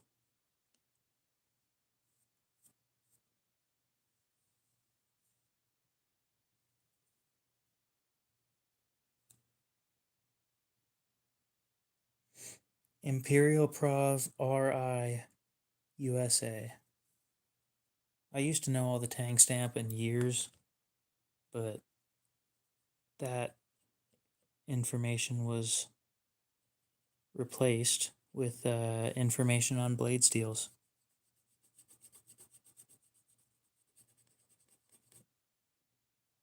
Yeah, if you want this thing, I'll sell it to you. Pretty cheap too. 66 to 88. Yeah, that doesn't sound too far off, to be honest.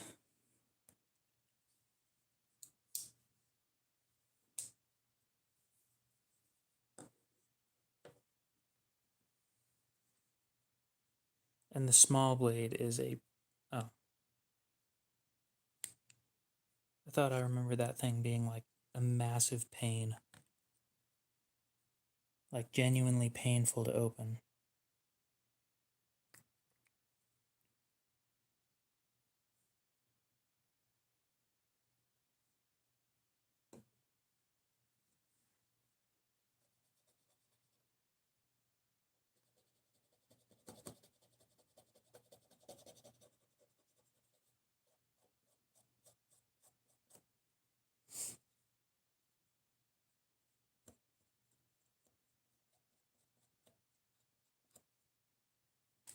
I'll tell you what, here's what I'm going to do. I'm going to cut out a piece of paper. I'm going to write down the price that I want for it. And then once I have that written down, you tell me how much you'd pay for it, and I'll show you how much I'll sell it for.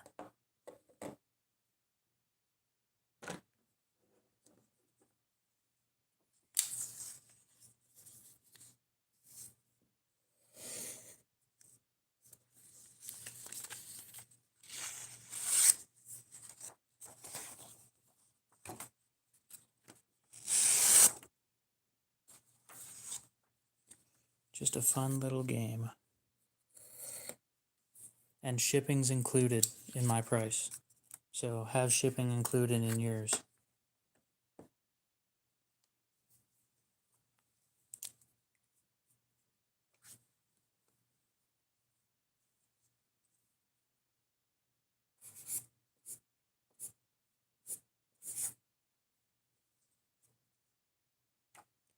Okay. Go ahead and come up with a price, and I will show you my price.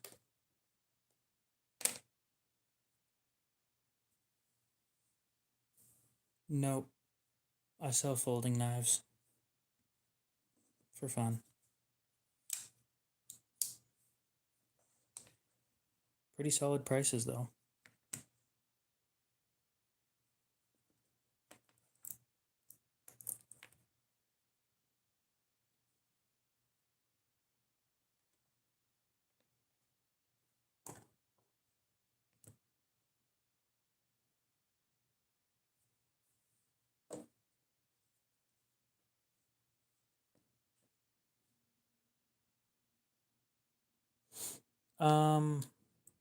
I don't have many fixed blades. It's not something I typically collect.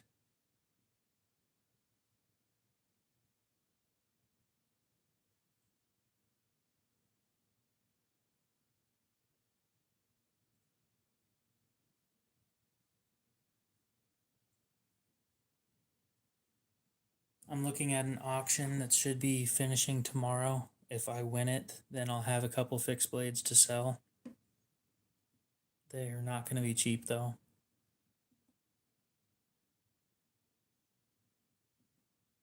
Oh well.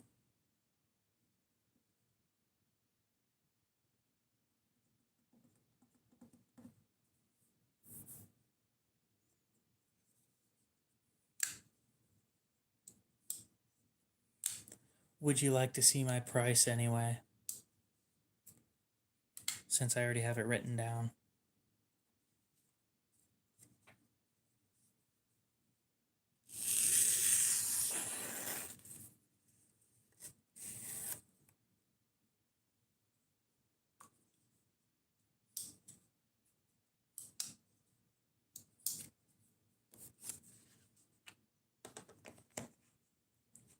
That's the price I had written down.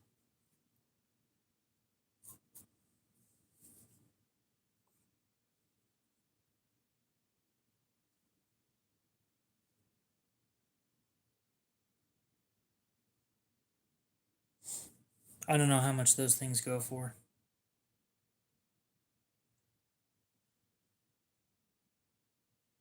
Frankly, I think I bought it for a little less than that, so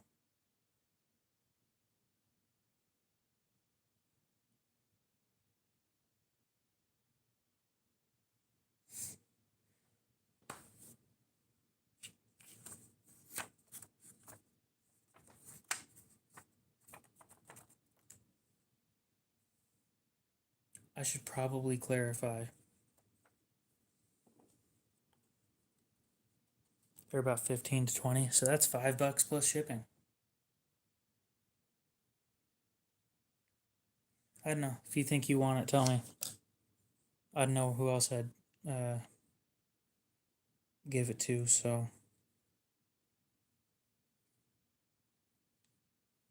I'll tell you that main blade spring is pretty strong. And I'm pretty sure this thing's dull as shit. Yeah. Like, you can't even saw paper with it. Oh, oh. Yep.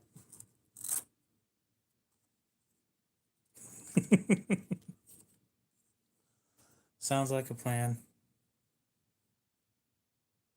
When I see the money in my account, I'll go ahead and ship it out.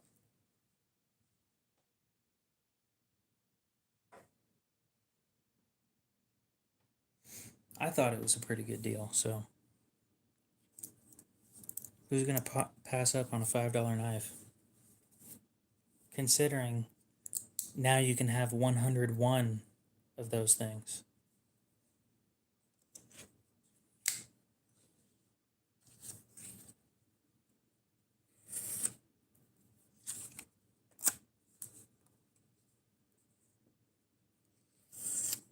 Sold.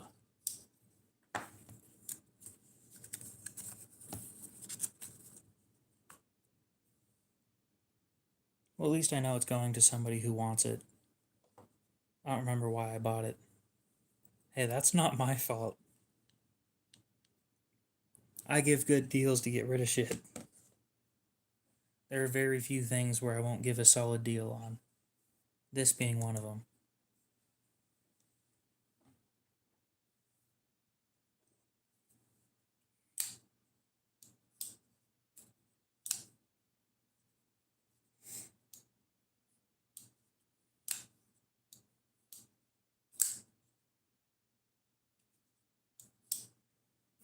But yeah, I'm happy it's going to somebody who wants it at least.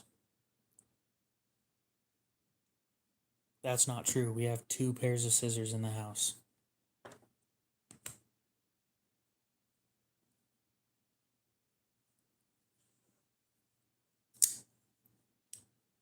There may be 100 times more knives than there are scissors, but the scissors still exist. And those are what I use to cut out shipping labels.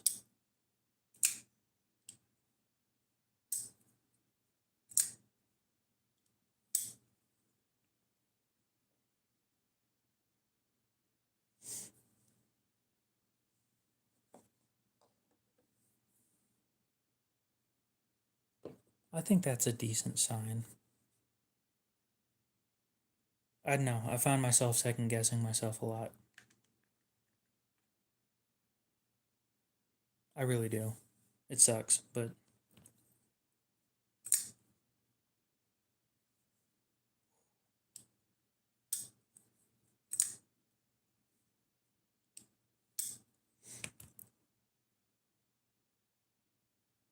well, I mean, it's saying exactly what's going on. I sell folding knives. I do direct sale, no middleman, USA only, and Cash App only.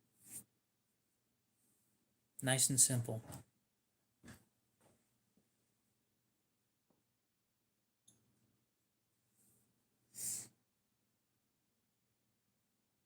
I just need to find more good stuff to sell.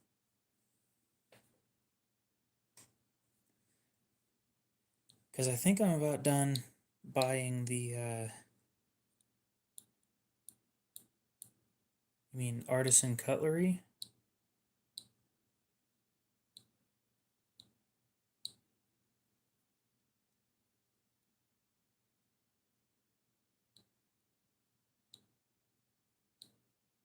I haven't looked into a lot of their stuff. The sea snake was interesting, but I didn't get one of the limited edition versions, so I'm probably not going to buy one. The wizard, I think that was the name of it. That one was really interesting.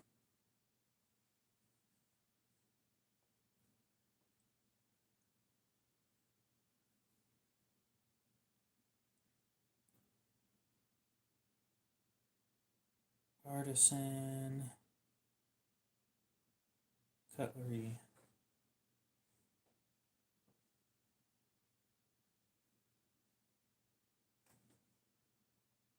Okay, then it wasn't the wizard I was looking at, because I just saw the wizard and... Well, now, don't that look familiar?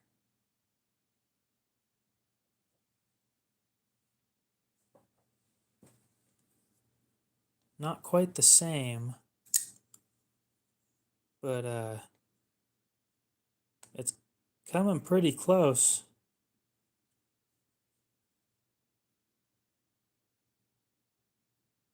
They're expensive. I don't know anything about quality. I don't know anything about heat treat. I just know that they're expensive.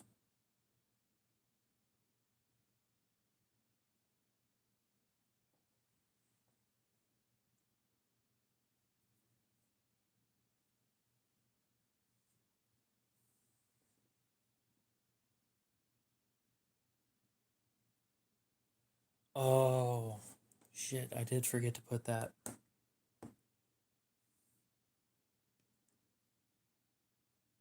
I did ask, Barlow Brigade, did your knife show up? The case, did it show up yet, or... I don't pay attention after I've shipped them. I really don't.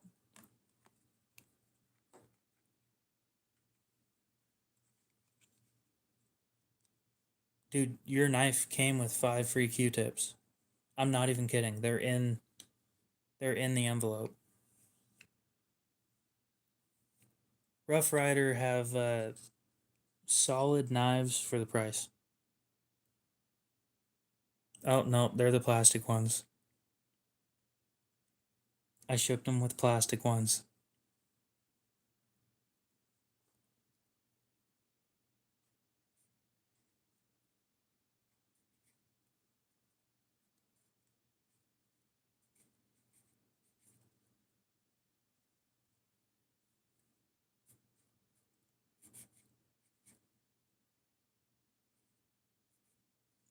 Plus 5 free Q-tips. I don't think anybody gives a shit about the Q-tips, but they're there.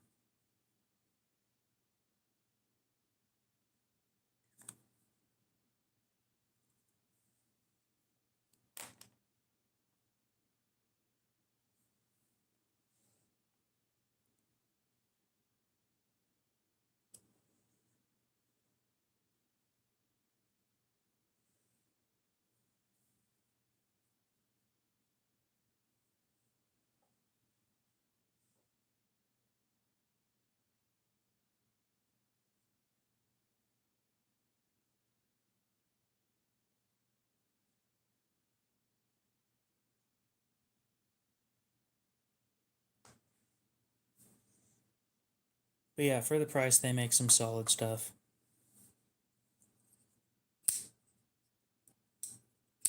Leatherman. What all do I have from Leatherman?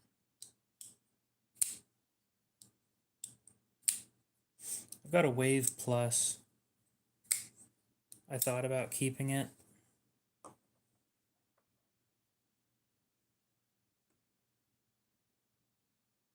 Oh shit, did I forget him in yours? Oh no.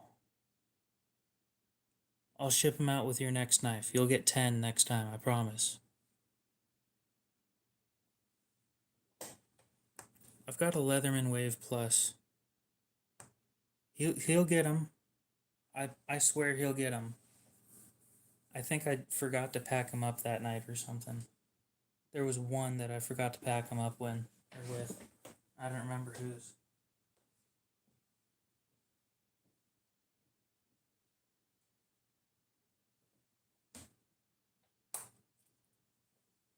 I do find myself questioning. I'm probably going, I don't know if I want to sell it.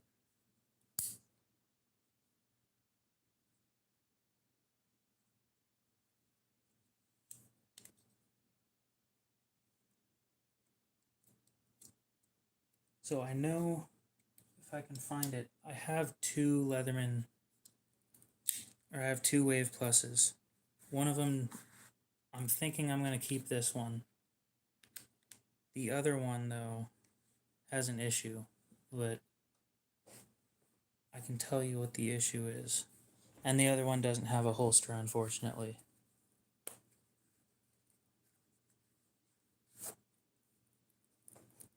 If you, I gotta think about this. My buddy has a shit ton of Leathermans.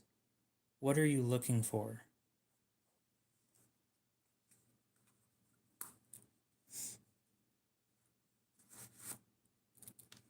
Because I might be able to find what you're looking for and get it to you for a decent price.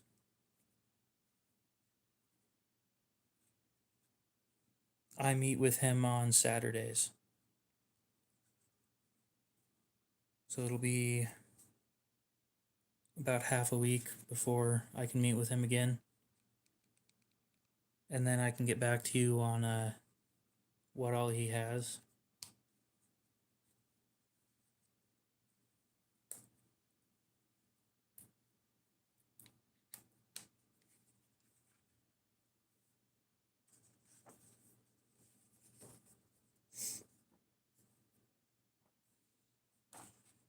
I haven't seen a micro in a while.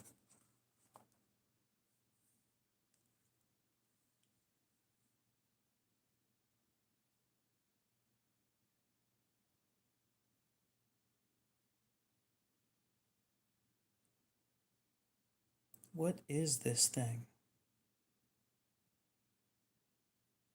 I'm sorry, guys, but Artisan Cutlery, you have to start explaining yourself.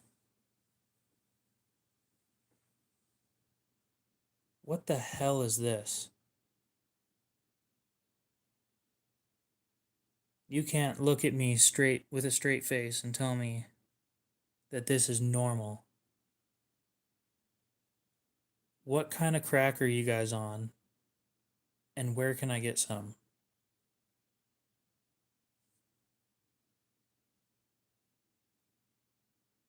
Modern art, yeah, pretty much. It's an artisan butcherling.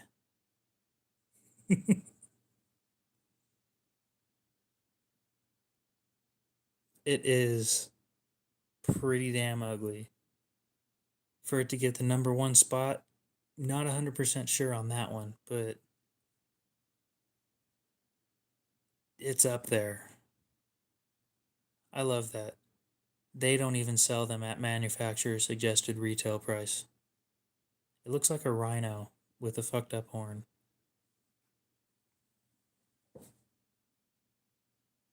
Most of their other knives look fine.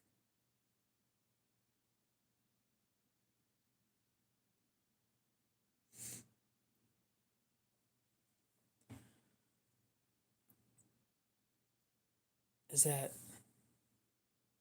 that shawl? Is that how I pronounce that? If you drop by on Saturday nights live, I can give you a price range with shipping included.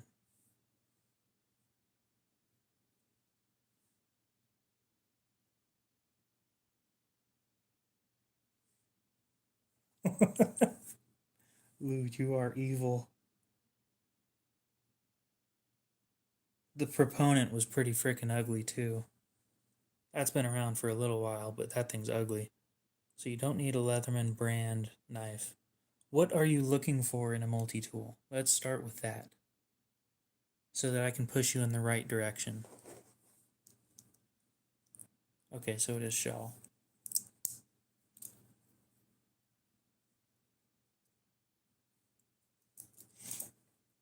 I want to push you towards the right multi-tool instead of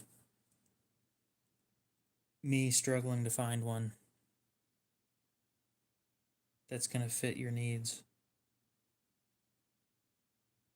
Holy shit, why is this $500?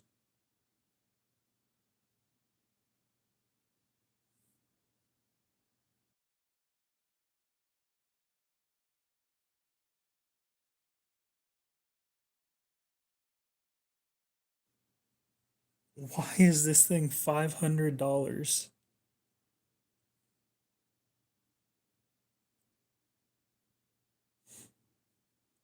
Phillips pliers, a box cutter, I assume. This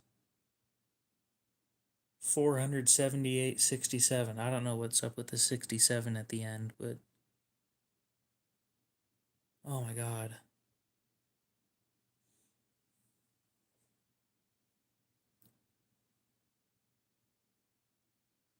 I'd recommend Roxxon, but I haven't been able to test any of their stuff because they didn't want to send me anything when I reached out. So I don't know anything about them. They're kind of cool, but they seem to get pricey quickly.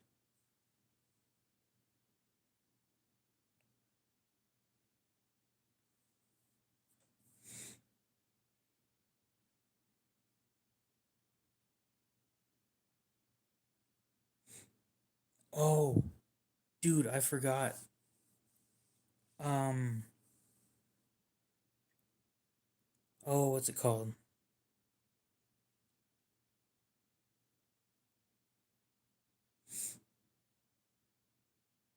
Damn it, give me just a sec. Harbor Freight makes their cheap version of a Wave Plus, and it's like $40. It's, I think it's in 5 CR, so it's not great, but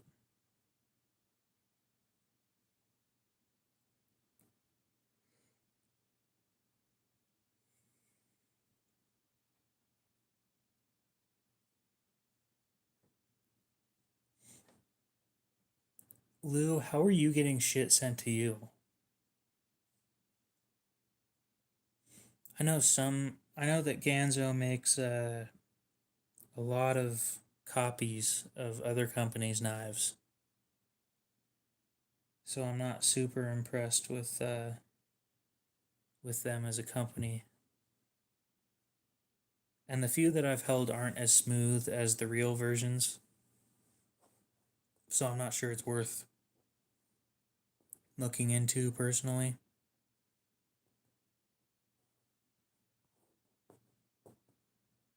Did they send them or did you buy them? Because you're making it sound like they just sent them.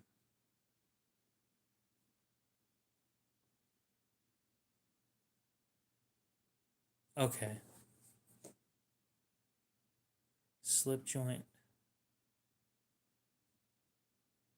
Okay, yeah, that makes sense. Are you sure you didn't hold nothing hostage and then they gave you stuff and then you paid them in return? Alexis, any slip joint recommending? So any slip joints to look into?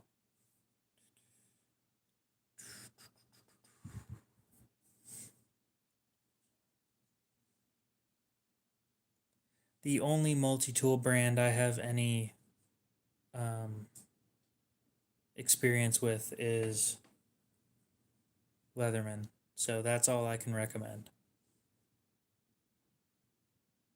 Okay, yeah, that's fair. Slip joint knives to look into.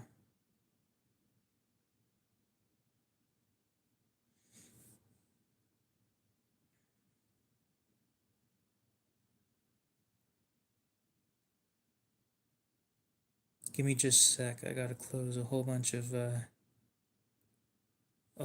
random tabs that are sitting here open.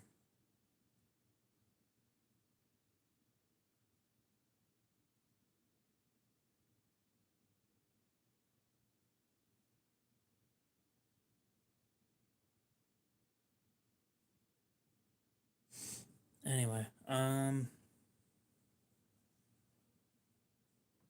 that makes more sense.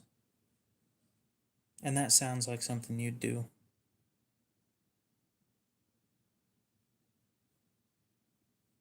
Let's see.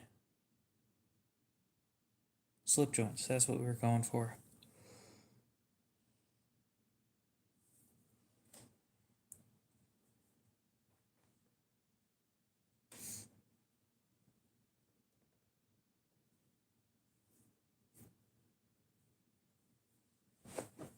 Every time I give them a chance, they feel cheap because they're not smooth. So,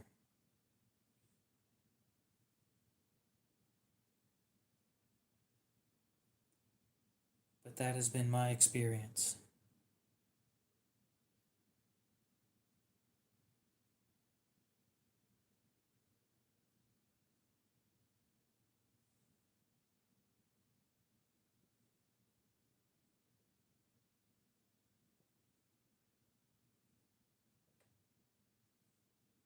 I don't know what that means.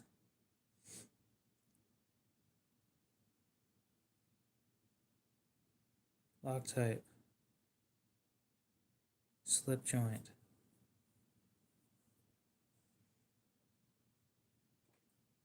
We'll go from low to high and then skip like 5 pages.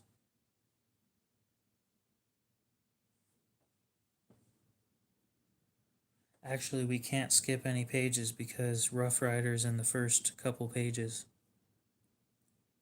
I would definitely recommend looking into Rough Rider.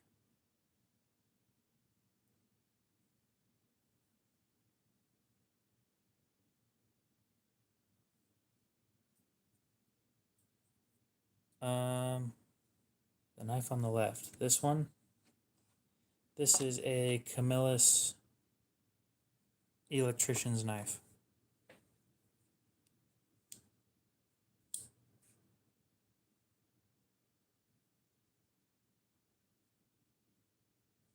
A model 27. And yeah, I'd be happy to sell it. I don't know how much they sell for. I'm sure Barlow Brigade knows more about that than I do. If he can give me a price range, then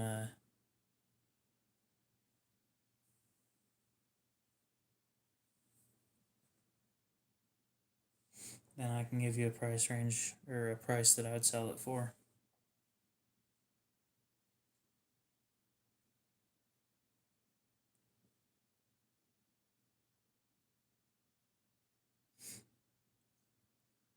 $20 to $35.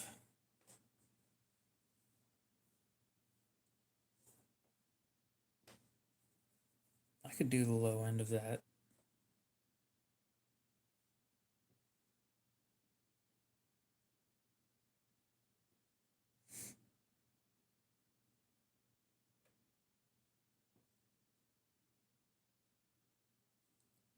When are these things made? It says Camillus, New York, USA. So that's another thing that he would know more about. That's the Tang stamp.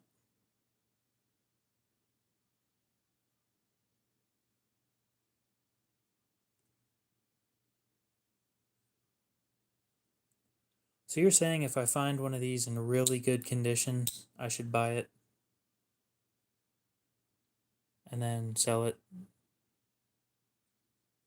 Because I know where one of these things is at a pawn shop that's priced fairly decent. In the brown Delrin.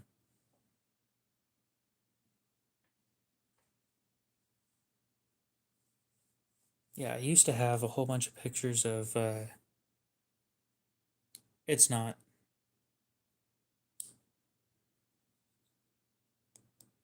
It feels plasticky. So it's definitely, this one's definitely plastic, the Delrin stuff. So do you know what year that would be? From what year to what year? I thought I remember it being like the 70s or something, but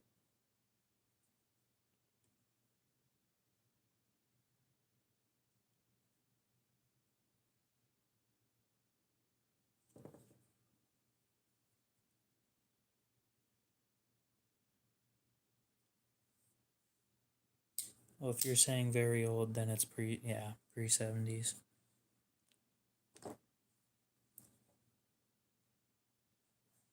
Uh,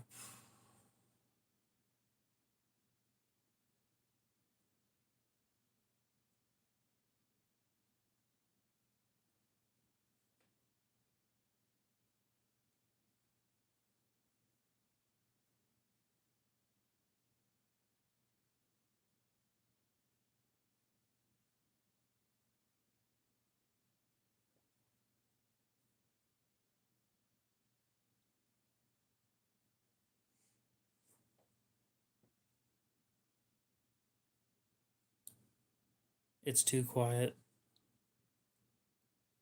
Nah, the other one's nicer. And frankly, I don't usually collect these things anymore. I've got a collection of certain ones that I will keep.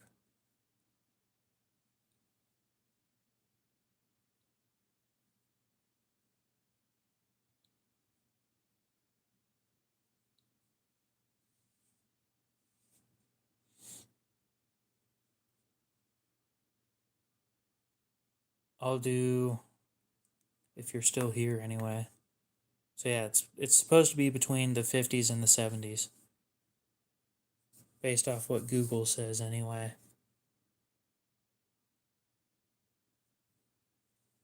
If it's 20 to 35, I'll do like 23 free shipping.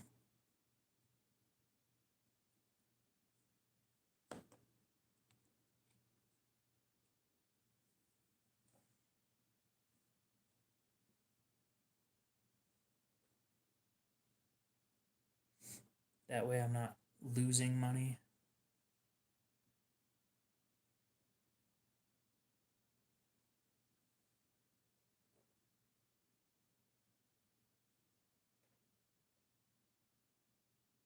That's true. I completely forgot about Victorinox multi-tools.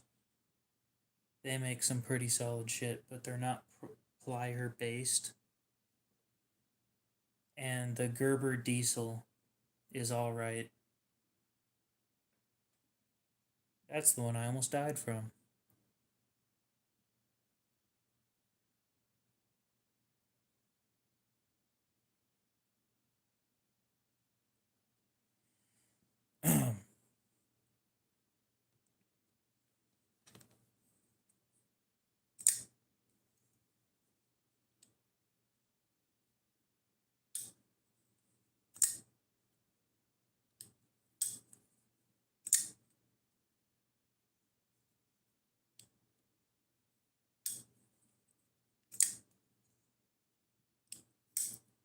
So let's see. Tomorrow I have to go drop my sister off, go to the pawn shop, sharpen some stuff. Then,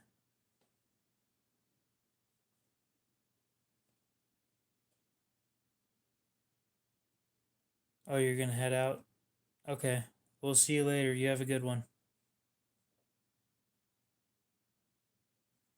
You know, if I'm gonna say I sell folding knives, I should probably have the ones that I'm selling on here, not the ones I want to keep.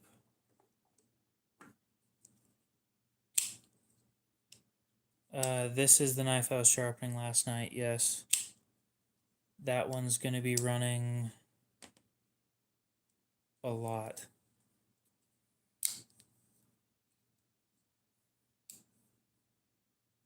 Calculator.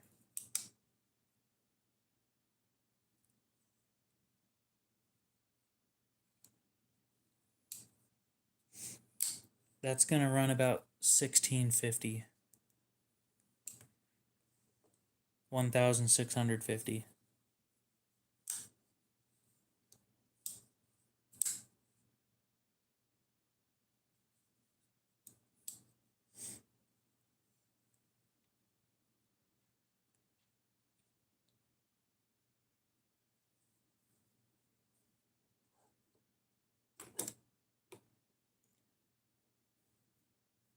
And you'll get free Q-tips with it. Yeah, you're right. You're right. You'll get 5 free Q-tips.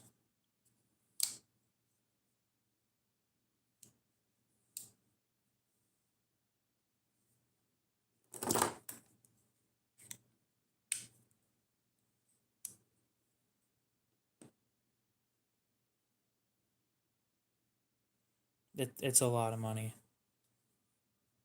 Yeah, if God forbid I forget the Q-tips again. What a shit show. That's a disaster.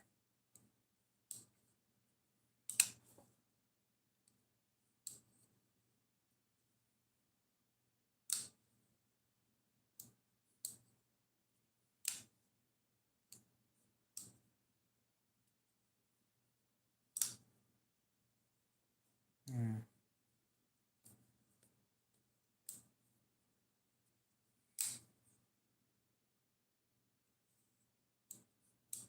You know what sucks is I really don't want to put my Para 3 up for sale.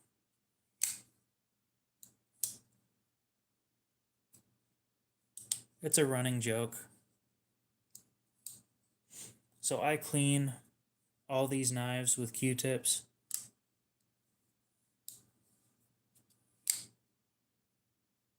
So the running joke is I just give away Q-tips, I guess. I don't know.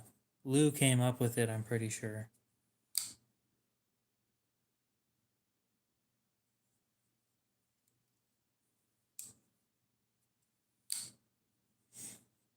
But yeah, on the bright side, you get free Q-tips. Are they sterile? Not anymore, because I put them in an envelope with a knife. But they're Q-tips. From the dollar store. I appreciate that, Lou, costing me more money. Gotta love it.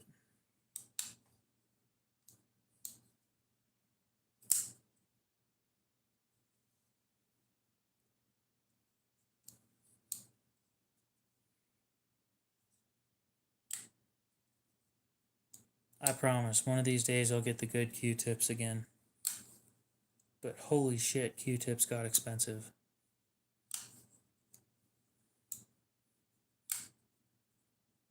Oh, it's less than 2.5 cents.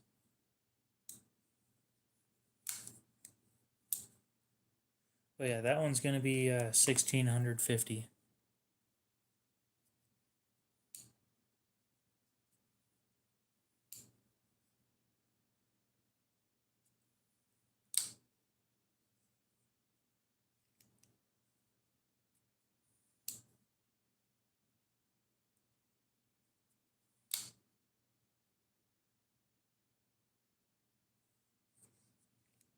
It is 2.2 cents.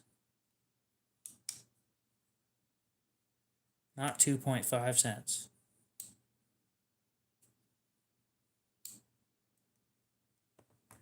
Take that.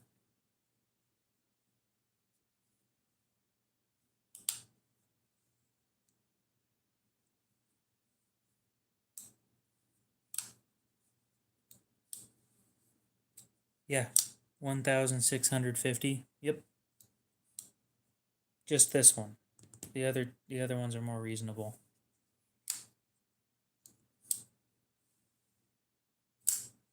Well, shit, if I would have known that they still sold the 500 packs, I would have bought them through Amazon. Instead, I got them from the dollar store.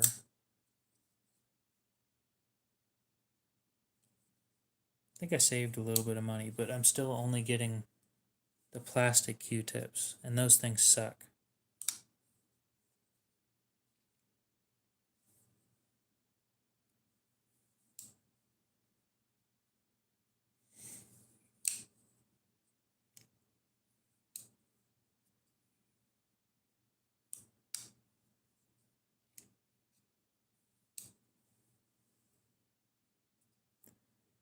No, not everything from the dollar store is a good deal, but I didn't look anywhere else. So, well, actually, that's not true. I looked at my local grocery store.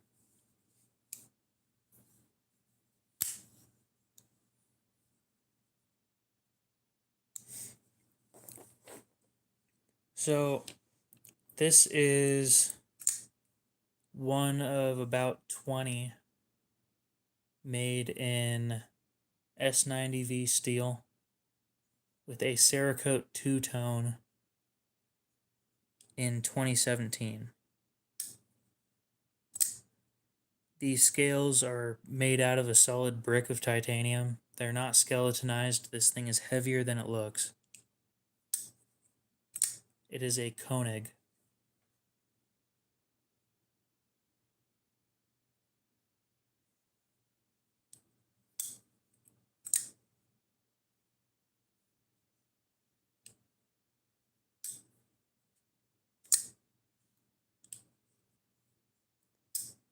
I'll be honest, I don't look for Q-tips very often, but when I do, I'll look at those places.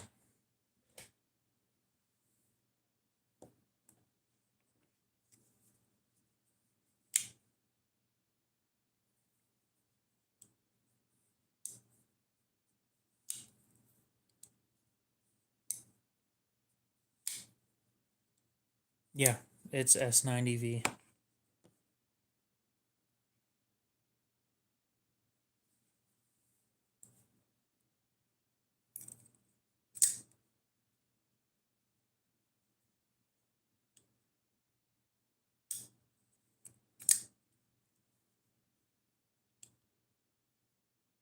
Most of that money isn't going to me, by the way. Most of it's going to the person that owns it.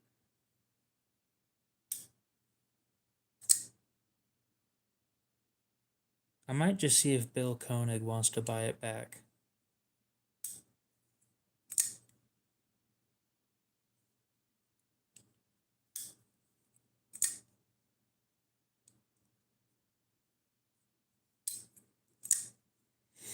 You know, the guy who owns the company.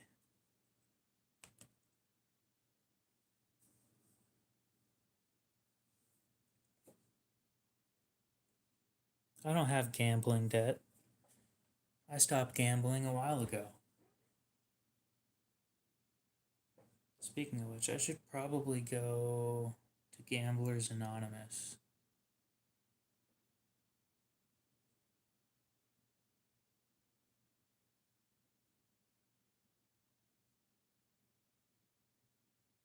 Which I find is a very stupid name, kind of like Alcoholics Anonymous or whatever. Like, you're not very anonymous when the first thing you do when you walk in is say your name. That's not anonymous at all.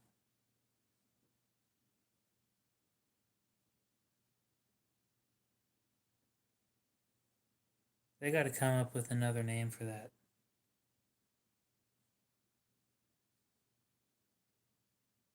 Doesn't make any sense. Anyway, I'm probably going to take this one off the table because as many people as there are that are interested in it,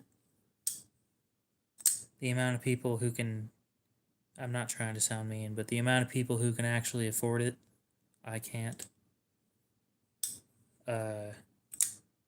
It's pretty slim pickings, to be honest.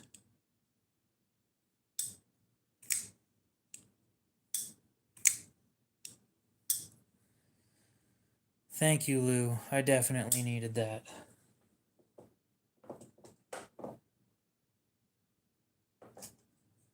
Oh, I hate to sell it, but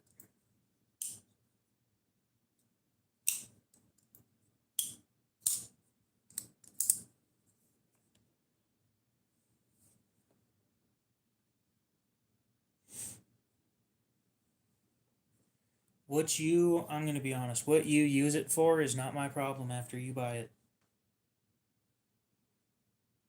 I can't tell you what to do.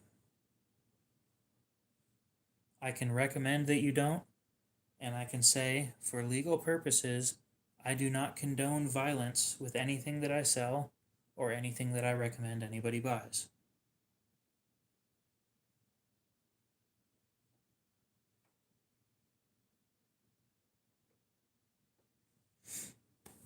But what you do with it after you buy it is not my problem.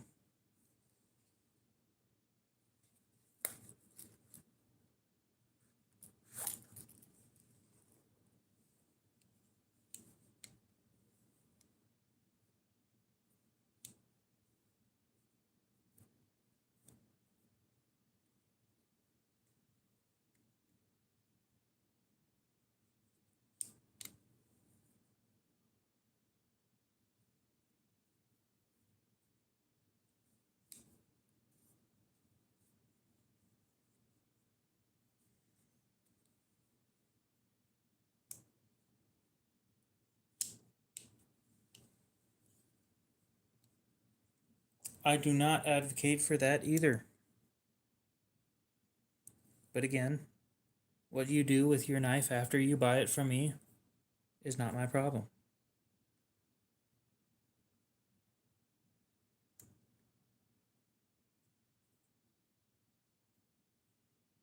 The fact that I have to speak more for myself on this is not fun.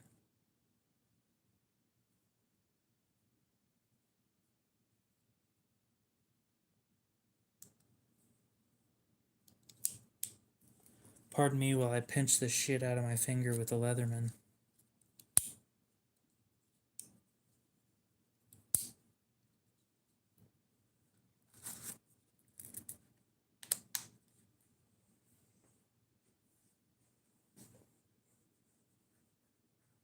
So yeah, everything on the table is more reasonably priced.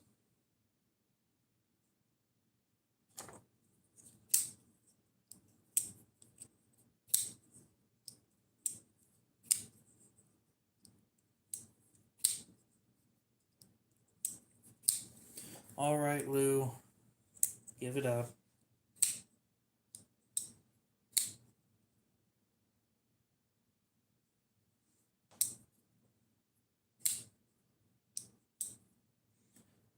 Nope, I am not responsible for any of the knives that I sell after they are sold. Once they leave my hands and are shipped, they are not my responsibility.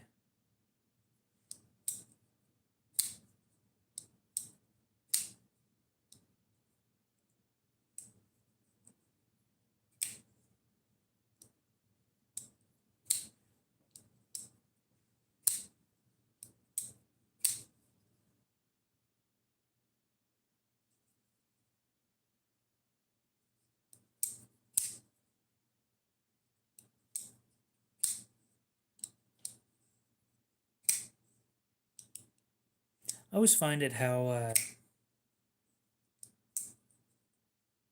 writing in other languages works like that.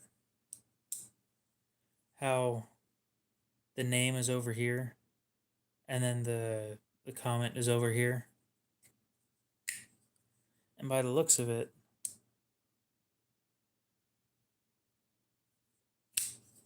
even the punctuation is over on the left side instead of being on the right.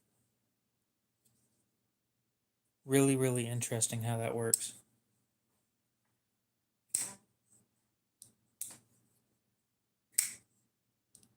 Nope, it's always been that small. You can get them at the dollar store. They're small. I mean, you're right. It did get smaller. Shrinkage.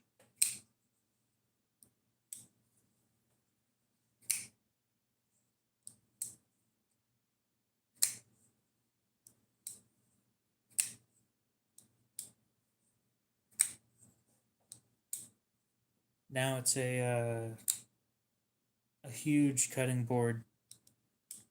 It used to be bigger, but right now it's just huge. Absolutely larger than average.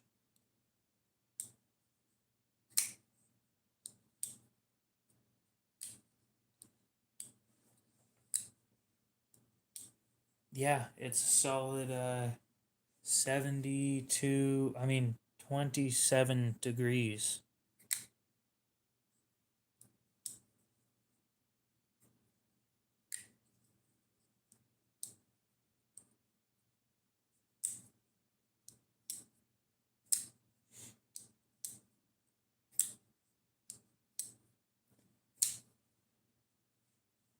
Yep, that is a difference in culture between countries.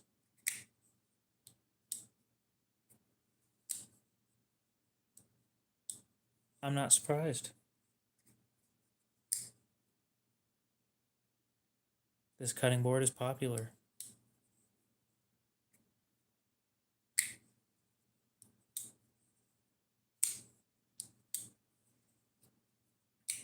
I need to ship a knife out.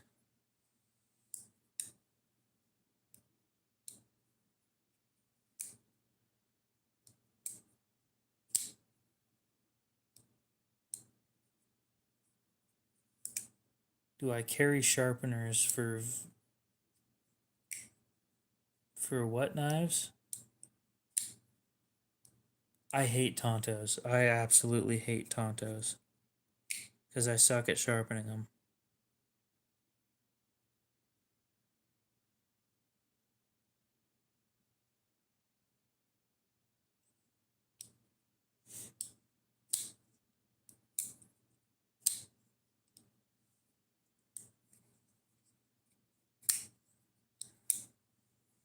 No, that one's not for sale. This one is, though.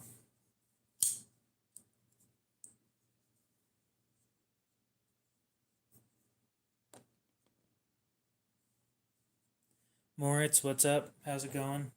I think we probably need to end the stream. We got about 13 minutes before I'll end it. Gotta have a solid 3 hours tonight.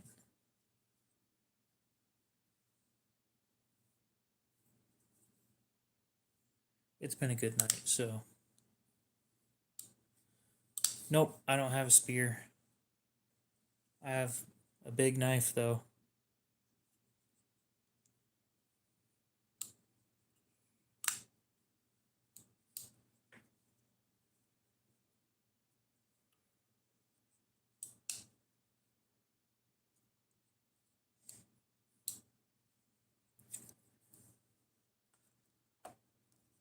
You know what I should do? I should sharpen that Ruik.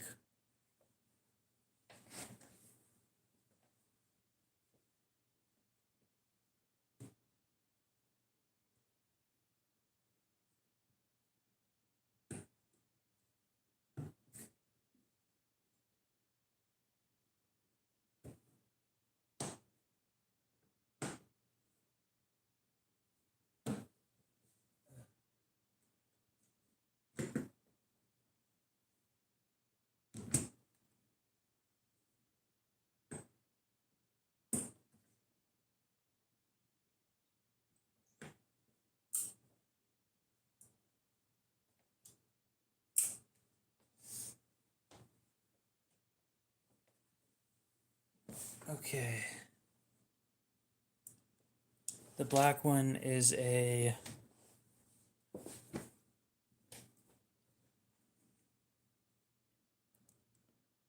Spyderco Para 3.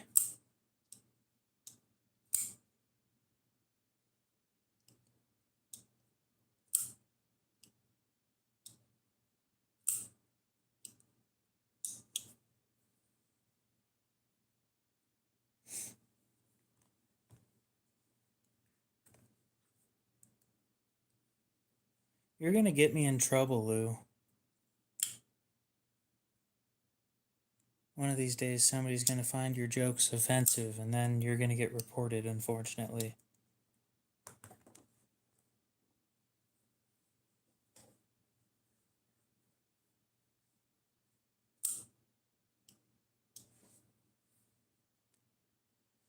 Let me check how much I'd sell it for. Yes, you.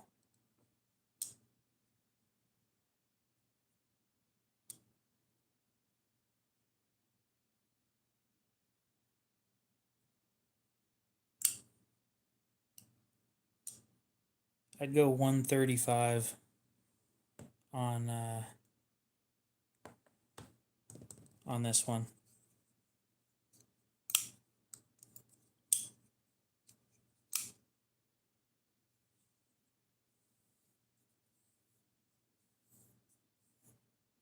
I think that's going to be a tonight only price. It is in really, really nice shape.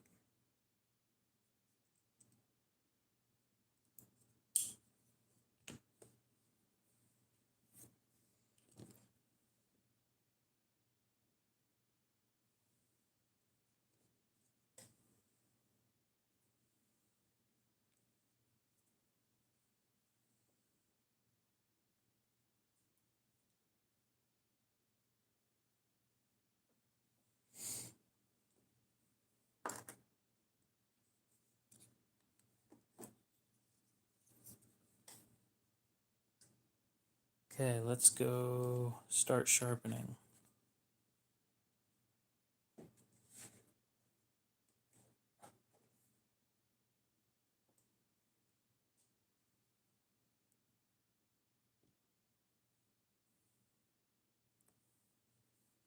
They tend to be pretty pricey outside of the US.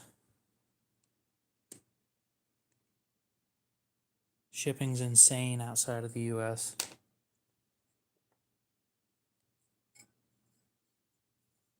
What country are you in?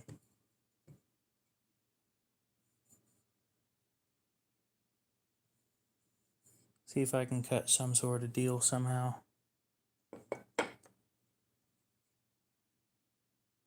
Austria. Where is that?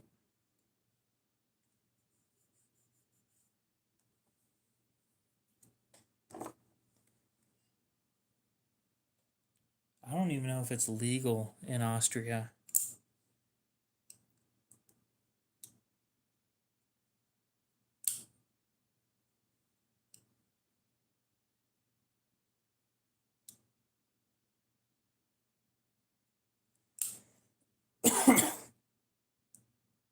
Oh.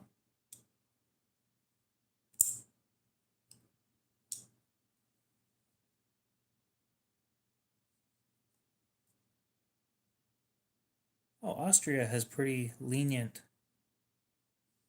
knife laws.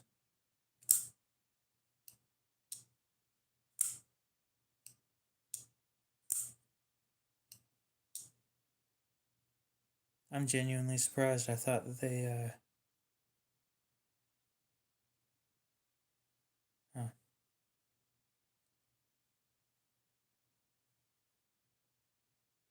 I mean, I knew Austria was in Europe. I just didn't know where.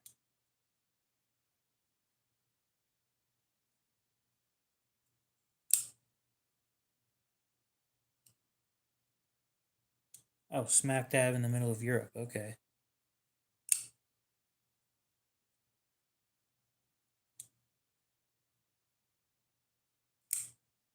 I don't know. I have no clue how much shipping would be. But I have a feeling shipping would cost more than the knife itself.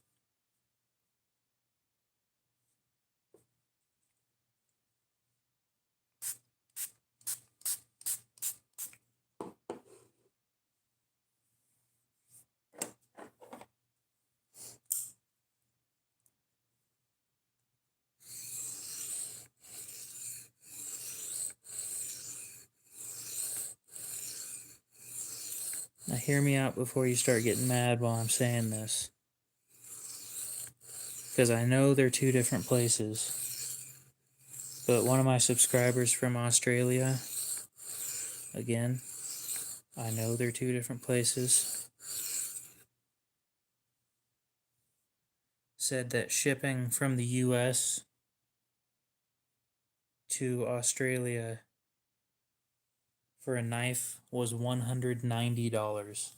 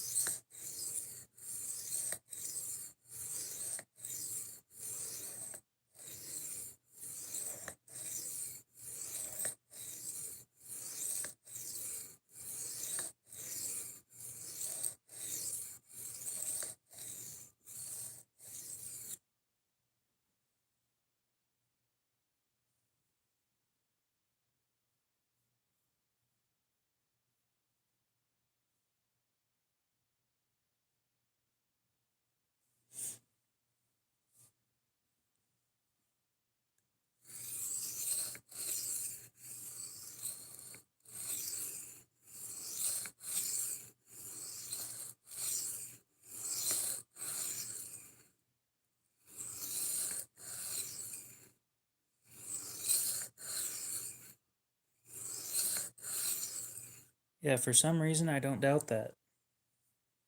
Yeah, the knife laws I found interesting though. Because a lot of the European countries, they don't like knives. And I'm pretty sure that includes Germany and the UK specifically.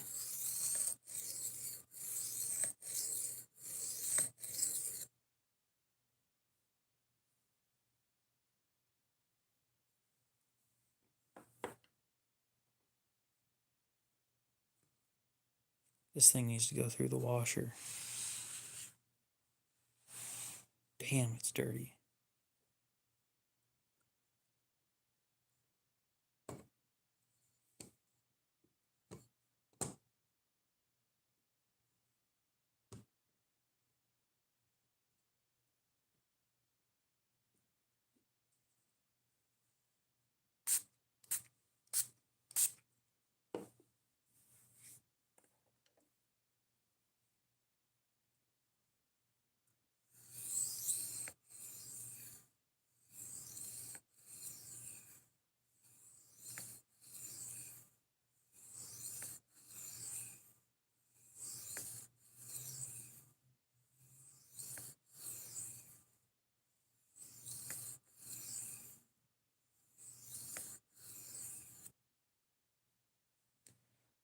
Yeah, the UK knife laws are freaking stupid. But once they got rid of guns, I mean, what weapons are they turning to next? Knives. Then they turn towards hammers and stuff like that.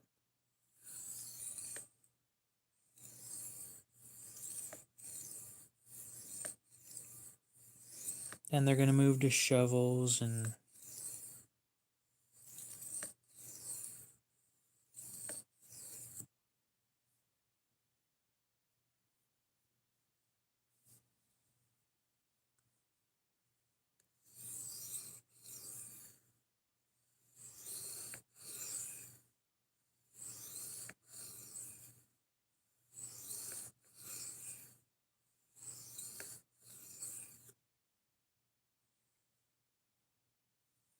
I do feel bad for the UK right now. The shit that they're going through.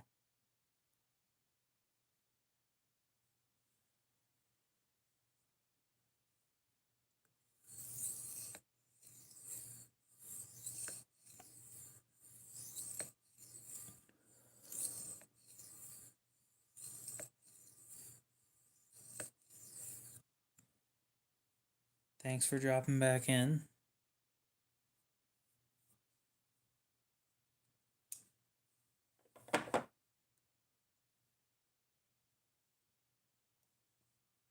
Well, the slap chop isn't really sharp. It's kind of just a whole bunch of steel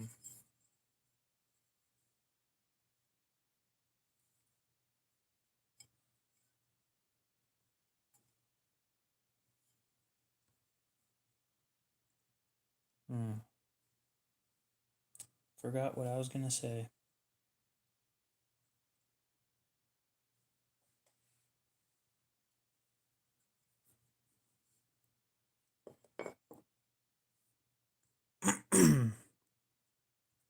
steel ribbon type stuff.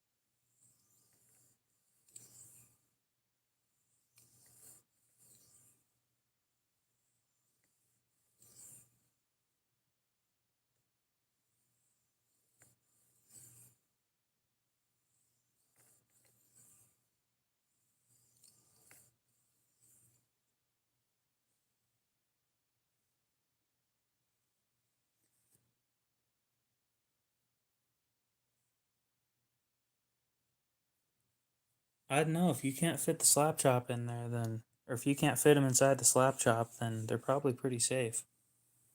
Nope, it is not spring assisted.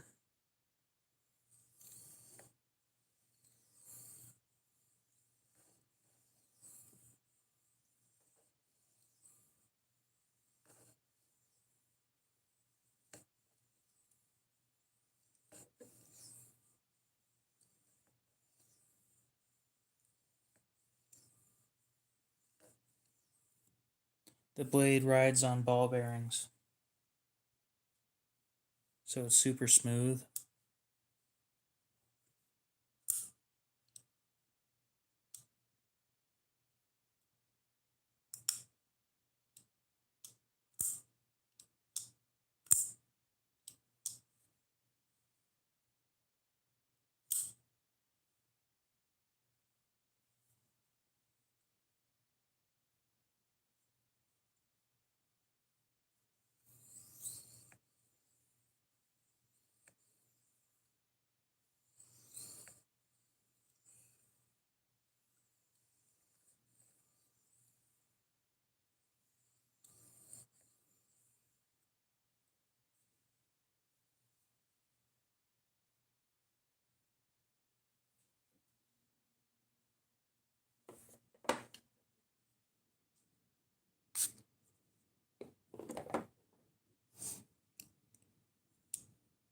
So this is a, I don't know how do you pronounce that. I call it Ruik, but I don't know. And it's a P801 SF. Fair warning, when you're pushing on the lock bar right here, it's really hard to open. Same thing with this side. If you're holding right here, it is hard to open.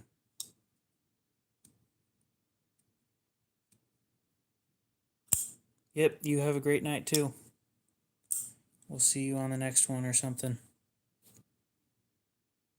I was supposed to end the stream like 3 minutes ago, but I'm not done sharpening.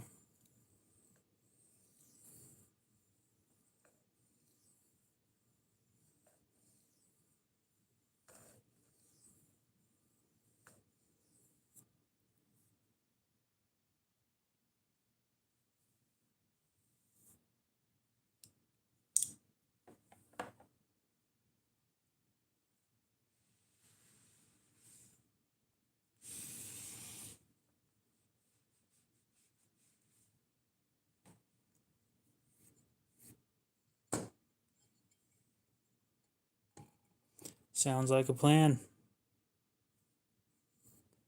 How's it going, Alan?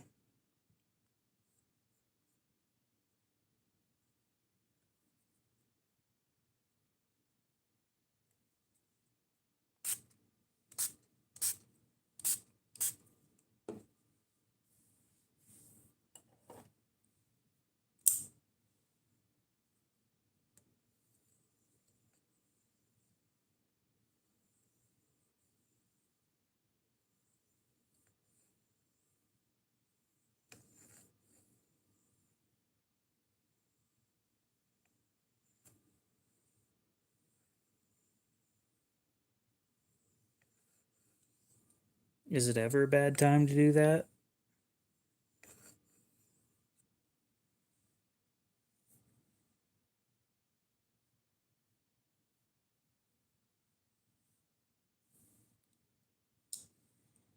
This one I don't leave in water at all. This one's just a piece of glass with some diamond abrasive tape to it. They're called diamond lapping films. My regular stones, well,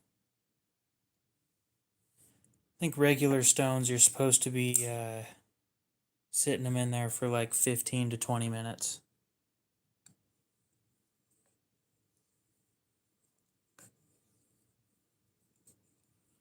I mean, it'll be awkward, but at least you're comfortable with some cheese.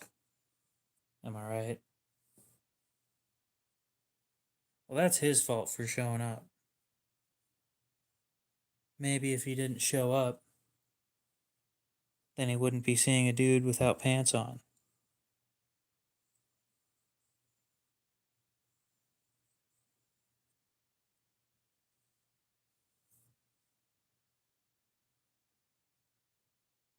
I mean, it's private property.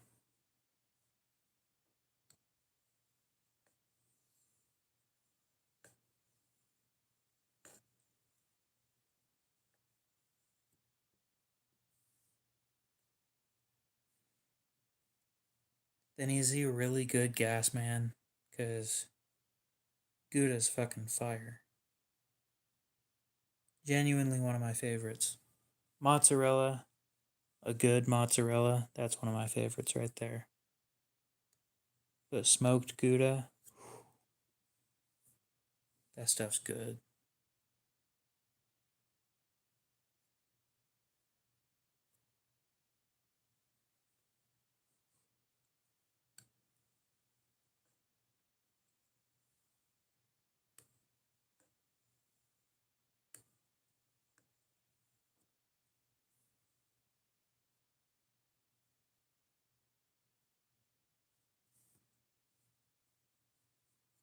So what'd you do? Just like go outside and meet him at the gas meter and say, "Hey, you want some cheese?"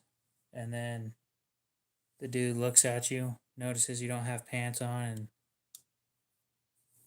kind of slowly, quickly walks away while saying he doesn't like the cheese that you're holding. I'm willing to bet that that's what happened.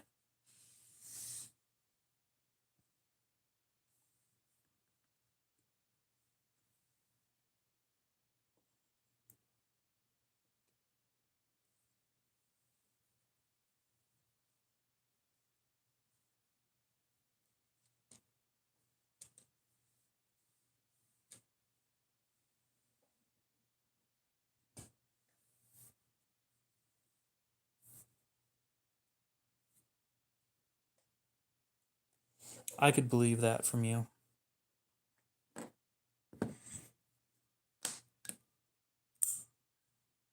You walk up to the gas man and say, "You want some of the Gouda stuff?" Obviously implying good stuff, but he doesn't catch on, and then you sit there awkwardly,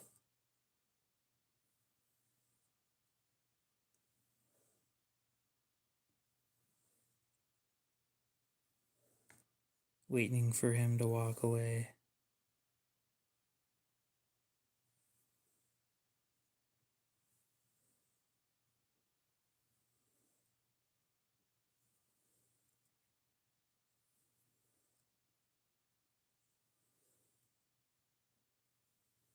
Of course, you'd walk away first, but the problem is it's your property anyway, and it looks weird if you walk away.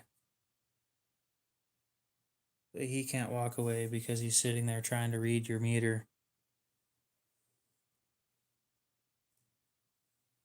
So he's stuck in this awkward position.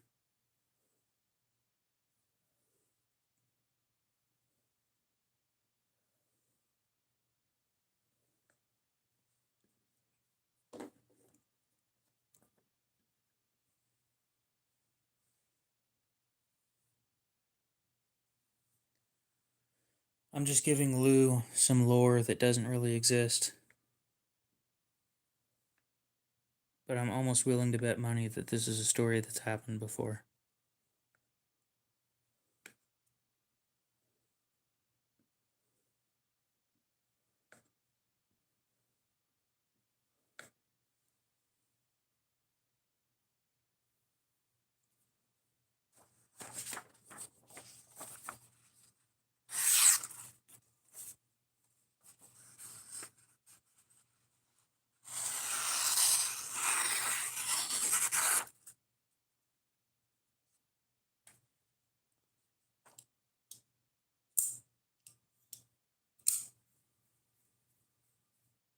Okay, so what else do? I collect knives, I sell knives, which is what this sign's for.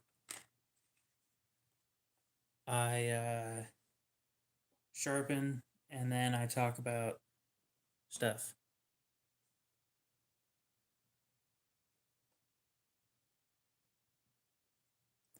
The spray that I use is 20 drops of isopropyl alcohol. I'm guessing on that one. 1 drop of Dawn dish soap, 8 drops of mineral oil, and roughly 2 ounces of water.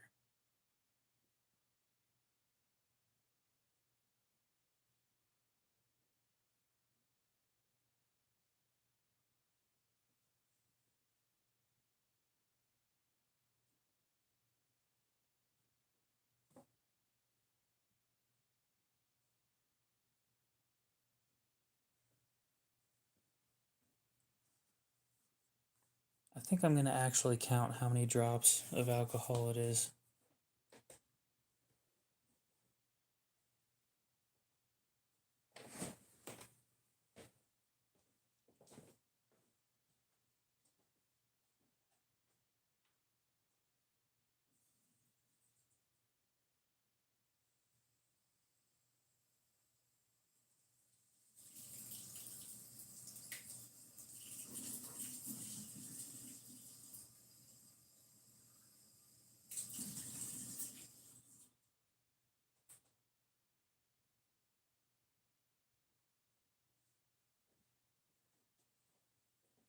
Okay.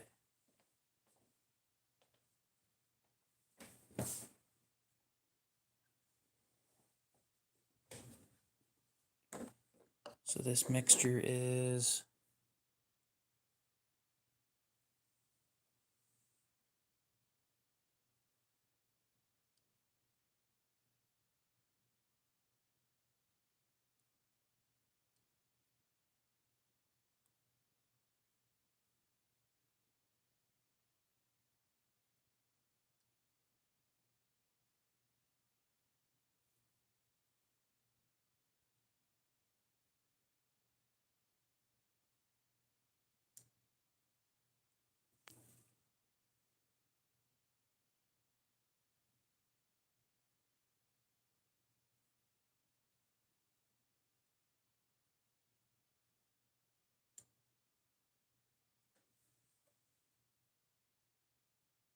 so I was wrong. It's like 100 drops of isopropyl alcohol, not 20. So I was way off. The matriarch.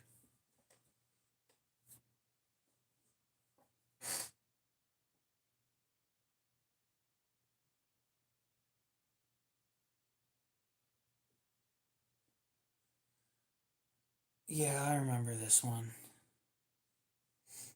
It's gnarly looking.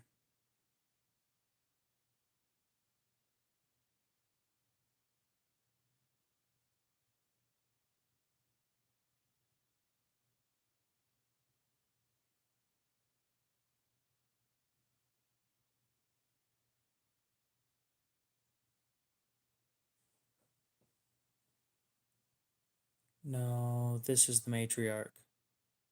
It's a smaller version of the Spyderco Civilian.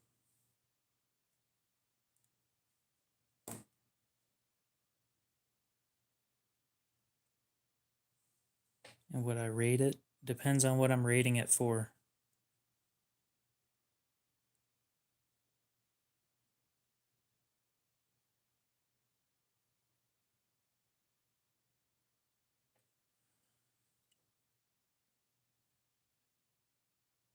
Sure, it's an ugly knife, but that would be great for self-defense.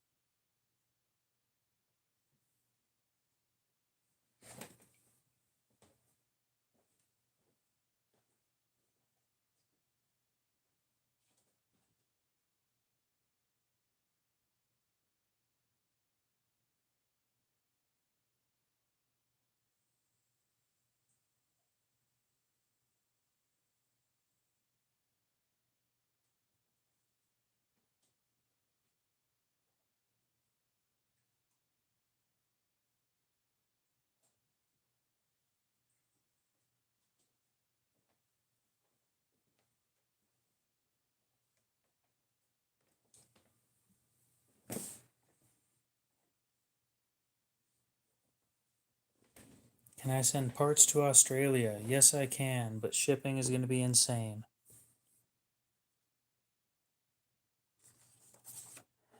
Are you ready to pay almost $200 in shipping?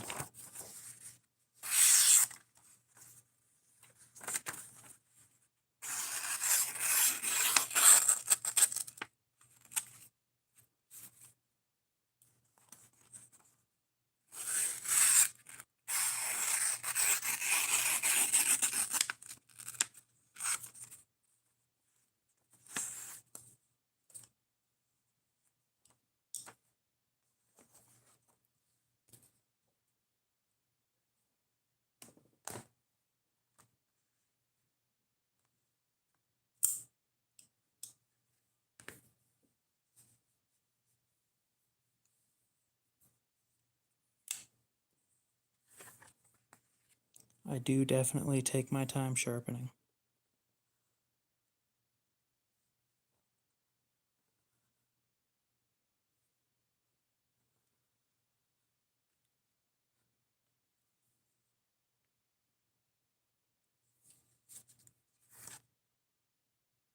Wow, that did not cut straight at all.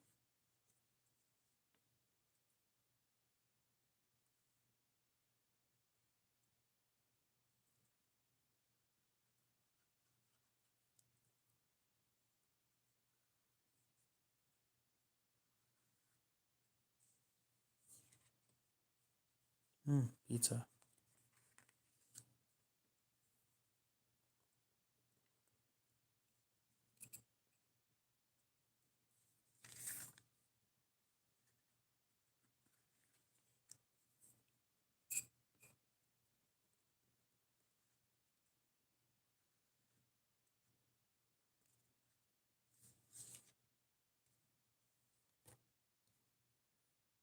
Nope, I'm making another sign.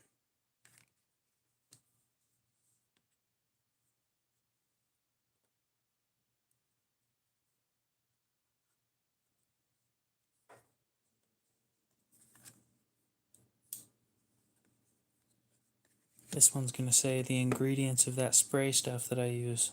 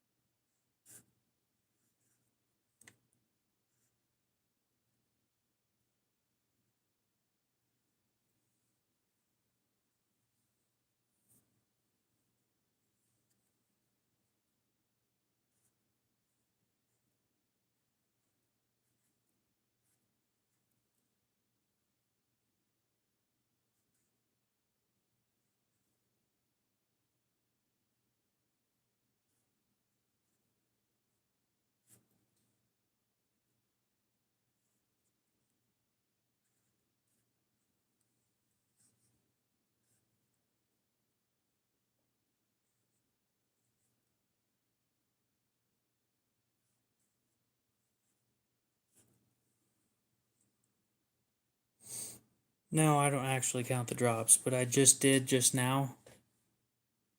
It's enough to fill up the bottom of this spray bottle up to that right there where the bulge stops.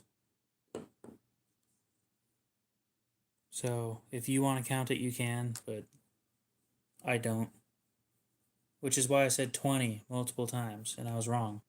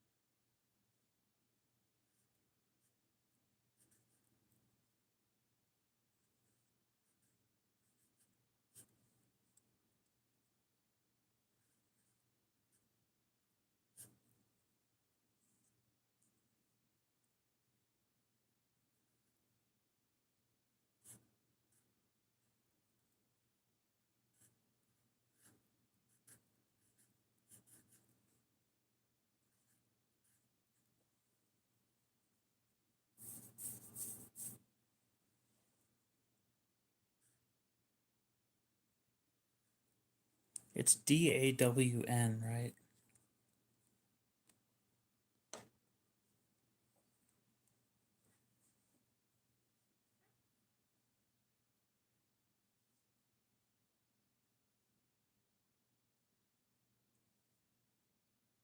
Yep.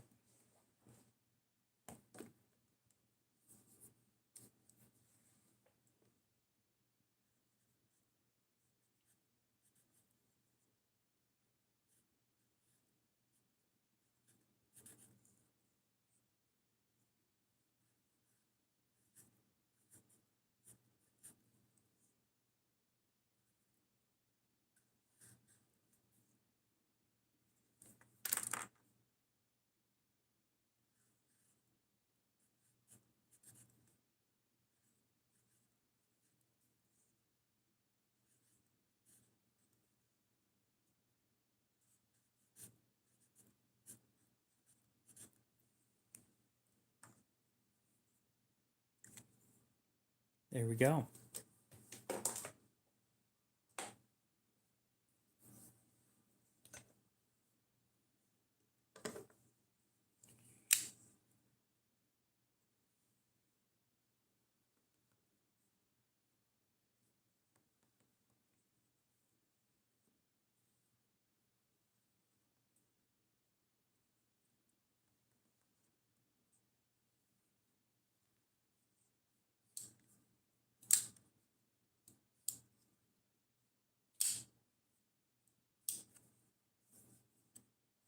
Well, I don't think that the scented mineral oil will add any use. There we go. That's what this is.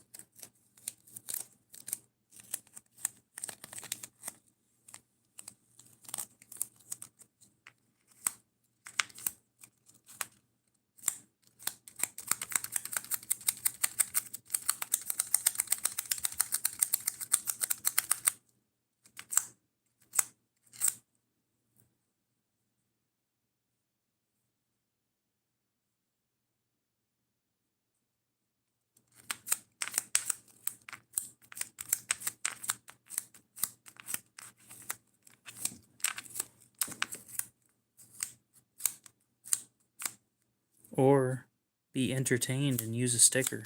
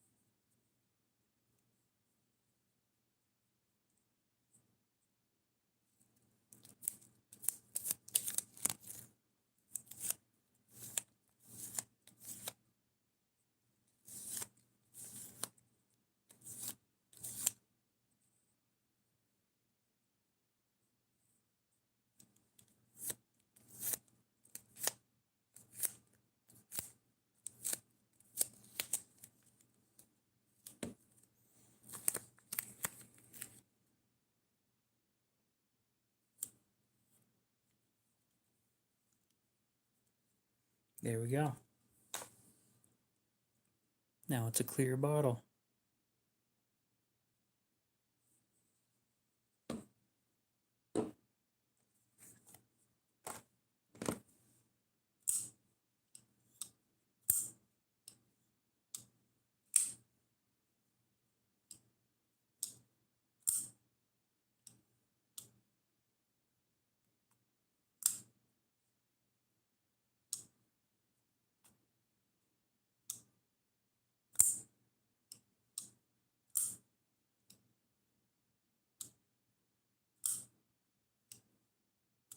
Oh shit, I missed a spot.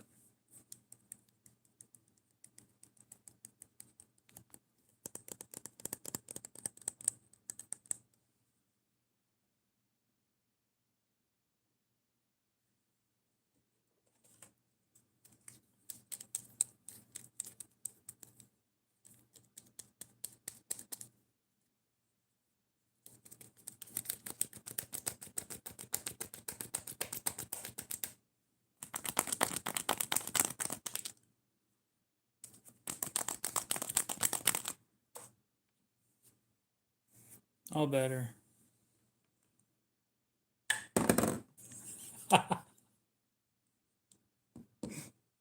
That was funny. Oh, that was good.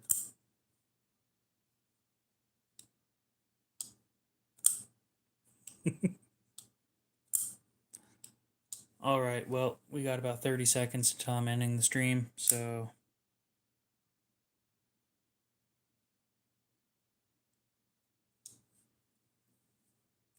yeah.